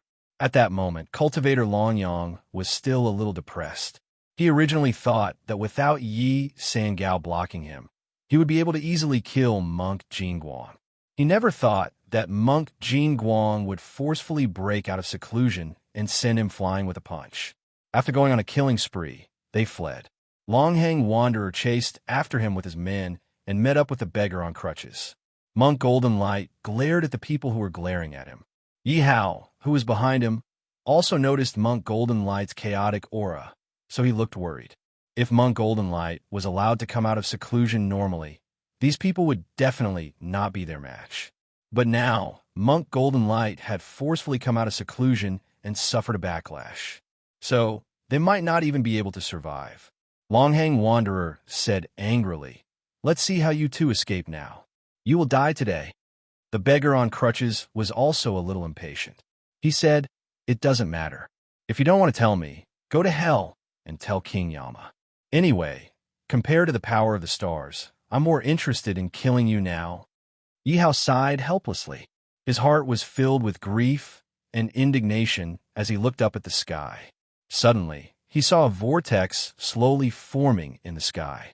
He could not help but exclaim, "What is that?" Longhang Wanderer sneered. "How many years has it been since that little trick was used to deceive people? What's the point?" The beggar on crutches also sneered. Monk Golden Light raised his head and revealed a surprised expression. Seeing this, the beggar on crutches raised his head doubtfully, but he did not expect to be unable to move his gaze away. Above the sky, a pitch-black vortex had already formed. Accompanying it was a shocking amount of spiritual power. Longhang Wanderer was puzzled. He laughed angrily. "Little beggar, why are you also—" Before he could finish speaking, he was also attracted by the giant whirlpool in the sky. It wasn't just the four of them, but the others as well. Just as everyone was deeply attracted by the whirlpool, Yi Hao actually floated up involuntarily. Then, Monk Golden Light, the beggar on crutches, Longhang Wanderer, and the others followed. Yi Hao looked at the ground. He was at a loss because he could not control his body. He felt like the whirlpool was sucking him upward. His speed became faster and faster. Just as Yi Hao was about to turn into a stream of light and fly into the whirlpool, a golden hand grabbed his ankle. The two of them turned into a stream of light and flew into the whirlpool. Then, the others turned into streams of light and flew into the vortex. The entire south of the medicinal garden returned to tranquility. West of the Ur Garden, no one dared to get close to the white-robed swordsman who was emitting a strong sword intent. Just now, two cultivators of the 8th level of the Spirit Monarch realm had been chopped into pieces by the sword intent. This sword intent could eat people. Just as everyone was stuck in a stalemate, the white-clothed swordsman felt something and looked up. He saw a huge vortex slowly forming. The other people's gazes were also involuntarily attracted by the vortex. Then, the white-robed swordsman involuntarily turned into a stream of light and rushed into the whirlpool, followed by the others. Tranquility also returned to the west of the medicinal garden. Outside the tomb, the 4 stone doors were also closed, and the stone lines returned to their original positions. Those who had not had time to try were wrapped by an inexplicable spiritual power and thrown into the river. The tomb of the Star Moon Emperor was completely closed, and no one could enter. In a magnificent palace, 3 people were lying on the red floor tiles. One was emitting golden light, one was wearing a white robe, and the other was wearing a black robe. After a long while, the young man in black was the first to wake up. He looked around at the strange environment, got up silently, and saw the 2 people beside him at a glance. "This is the golden light monk and the white-robed swordsman? Where is this place?" Yi Hao tried to wake up the 2 people who were in a coma, but both of them had suffered a backlash before. In addition, they used spiritual power to hurt their meridians, so their injuries were more serious. It was not easy for them to wake up in a short time. Yi Hao checked their pulse and found that it was very chaotic. He frowned slightly and remembered that old Gu once taught him a kind of elixir that could calm people's chaotic pulse. So he took out the universal bathing furnace and put it aside. He took out 2 sets of medicinal materials, put them into the enlarged furnace, poured spiritual power into it, and began to refine the elixir. 2 hours later, 2 shining 5th-grade elixirs were quietly formed, and a wave of spiritual power gradually spread out from the furnace. Yi Hao fed the 2 elixirs to the 2 people, and their pulse gradually calmed down. After doing all this, Yi Hao put away the pill furnace and wiped the sweat off his forehead. Only then did he start to size up this magnificent hall. In the east of the hall, there were 5 steps, and a golden throne sat on the steps. In addition to this throne, there were only 4 golden pillars supporting the hall. Opposite the throne, there was a golden door. The door was closed, and no matter how hard he tried, he could not push it open. Helpless, Yi Hao gave up the idea of pushing the door open and looked at the throne. He slowly approached and walked up the first step. Boom! A heavy sense of oppression came from all directions. Yi Hao found that under this oppression, he could not use any spiritual power, and it seemed that he could only use his body to resist. Fortunately, his body had been tempered by the power of the stars, so this little bit of oppression was not difficult for him. After 3 breaths, he lifted his leg and walked up another step. Boom, boom. This time, the oppression was twice as strong as the first step, and it made Yi Hao feel that it was a little troublesome. At the same time, he threw the wooden tube at the throne and thought, just standing on the steps is already so oppressive. Then what if I sit on that seat? He took a deep breath and walked up another step. Boom, boom, boom, boom. 4 times the oppression attacked his body. He looked at his slightly twisted palm, as if this 4 times was the limit of his body. Yi Hao sneered, and just as he was about to step forward again, an emotionless voice came from behind him. Give up. This is the limit of your body. Yi Hao did not turn back, but he did not move forward either. It was not that Yi Hao did not dare to turn back, but that he could not. He felt that there was an invisible giant palm falling from the sky, wanting to squash him. In order to not be defeated by this huge oppression, he could only put his heart and soul into it. Tap, tap, tap. The white-robed figure walked up 3 steps and stood side by side with Yi Hao. Yi Hao's mouth twitched slightly, and he thought, why does this guy look so relaxed? The white-robed swordsman seemed to see through Yi Hao's thoughts and said calmly, my body is different from ordinary people, so this little bit of pressure is nothing to me. After saying this, the white-robed swordsman seemed to want to prove what he had just said. He lifted his leg and easily stepped onto the 4th step.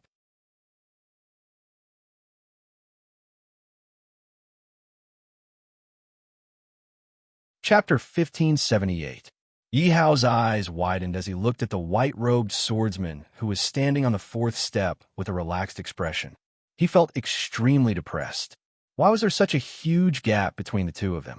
Stop struggling. With your current level of resistance, you won't be able to withstand this pressure. Otherwise, your body will explode and you will die. The white-robed swordsman glanced back and said lightly, I don't believe it.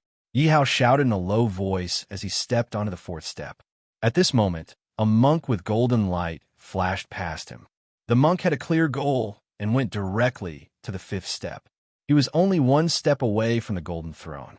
Yi Hao's foot that had just reached out felt as if it had been hit by tens of thousands of hammers.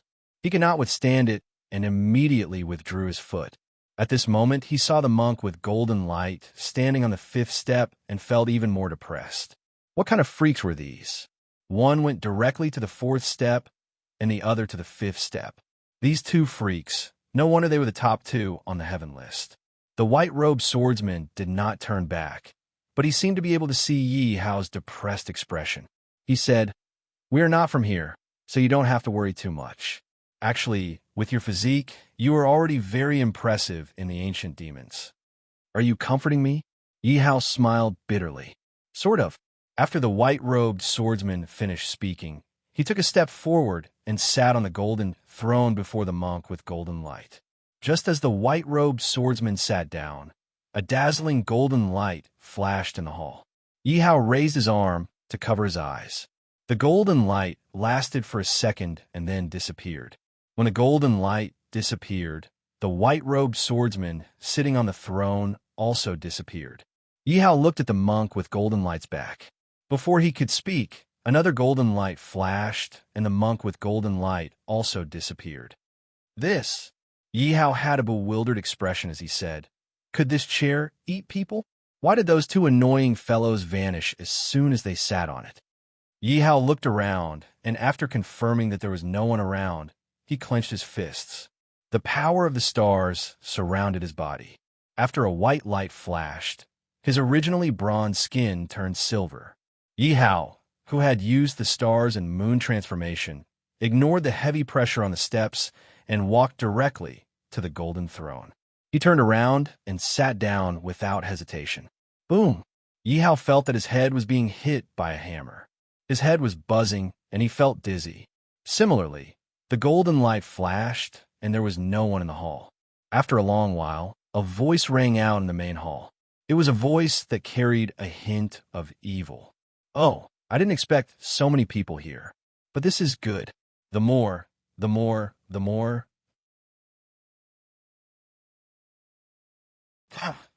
It seemed like not much time had passed in the tomb, but in reality, a month had passed in the outside world. And to this news was like a stone that stirred up 1,000 ripples. It caused an uproar in the entire ancient demon area. It had been a long time since a large-scale war had broken out in the ancient demon area. The biggest war recently was the Yuan Empire's crusade against the Tianyuan Empire. That time, two fifth-rank empires were involved, the most powerful sixth-rank empires in the ancient demon area. Therefore, a war between fifth-rank empires was considered a big war. However, the biggest war was the war between the six great empires. Moreover, it was a war between three sixth-grade empires. This war wasn't just a simple war. It was also related to the entire structure of the ancient demon region in the future. It was needless to say if they chose a side. If they chose the wrong side, the winning side would not be lenient in the future. In terms of strength, White God and Song-Ir had the upper hand. Therefore, many small empires, which were allied with the Alchemy Empire, unilaterally tore up their alliance with the Alchemy Empire and took the initiative to join White God and Song-Ir. White God and Song-Ir had been waiting for this day for a long time. They had started a plan a long time ago. They had their own people pretend to join the alchemy sect, but they were actually spies. When the time was right, they would establish the Emperor Medicine Pavilion and dig out the alchemists of the alchemy sect empire. Then, they would declare war on the alchemy sect. They would gather all the cultivators of the Spirit Emperor realm, and above, in the capital of the two empires. They would go to the alchemy sect together and destroy the alchemy sect. This combination of moves caught the alchemy sect empire a little off guard. The peace that they had worked hard to maintain for 100 years was completely broken. As for another matter, the Spirit Emperor of the Green Mountain Empire had broken through to the Spirit Heaven Emperor realm not long ago. Therefore, the Spirit Emperor was also known as the Spirit Heaven Emperor. The overall strength of the Green Mountain Empire had also increased by a large level. They were gradually becoming the fourth, sixth rank empire in the ancient demon area. It had to be known that although there were dozens of Spirit Heavenly Emperor realm experts in the ancient devil realm, in the past 100 years, only Tsar, White God, and the Pill sect had been able to produce 3 Spirit Heavenly Emperor realm experts. Now, Green Mountain could become a 6th rank empire. It was really not easy. Alchemy Sect Empire, Alchemy Sect City. The Alchemy Sect Empire was different from other empires.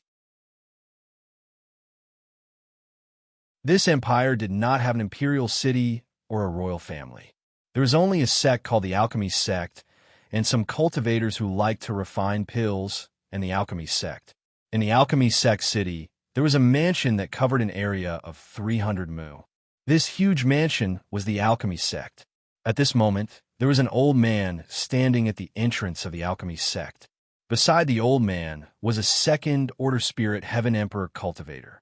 The old man looked at the familiar bronze door and the 2 stone pill furnaces beside it and said with a smile, "I haven't been back for a long time.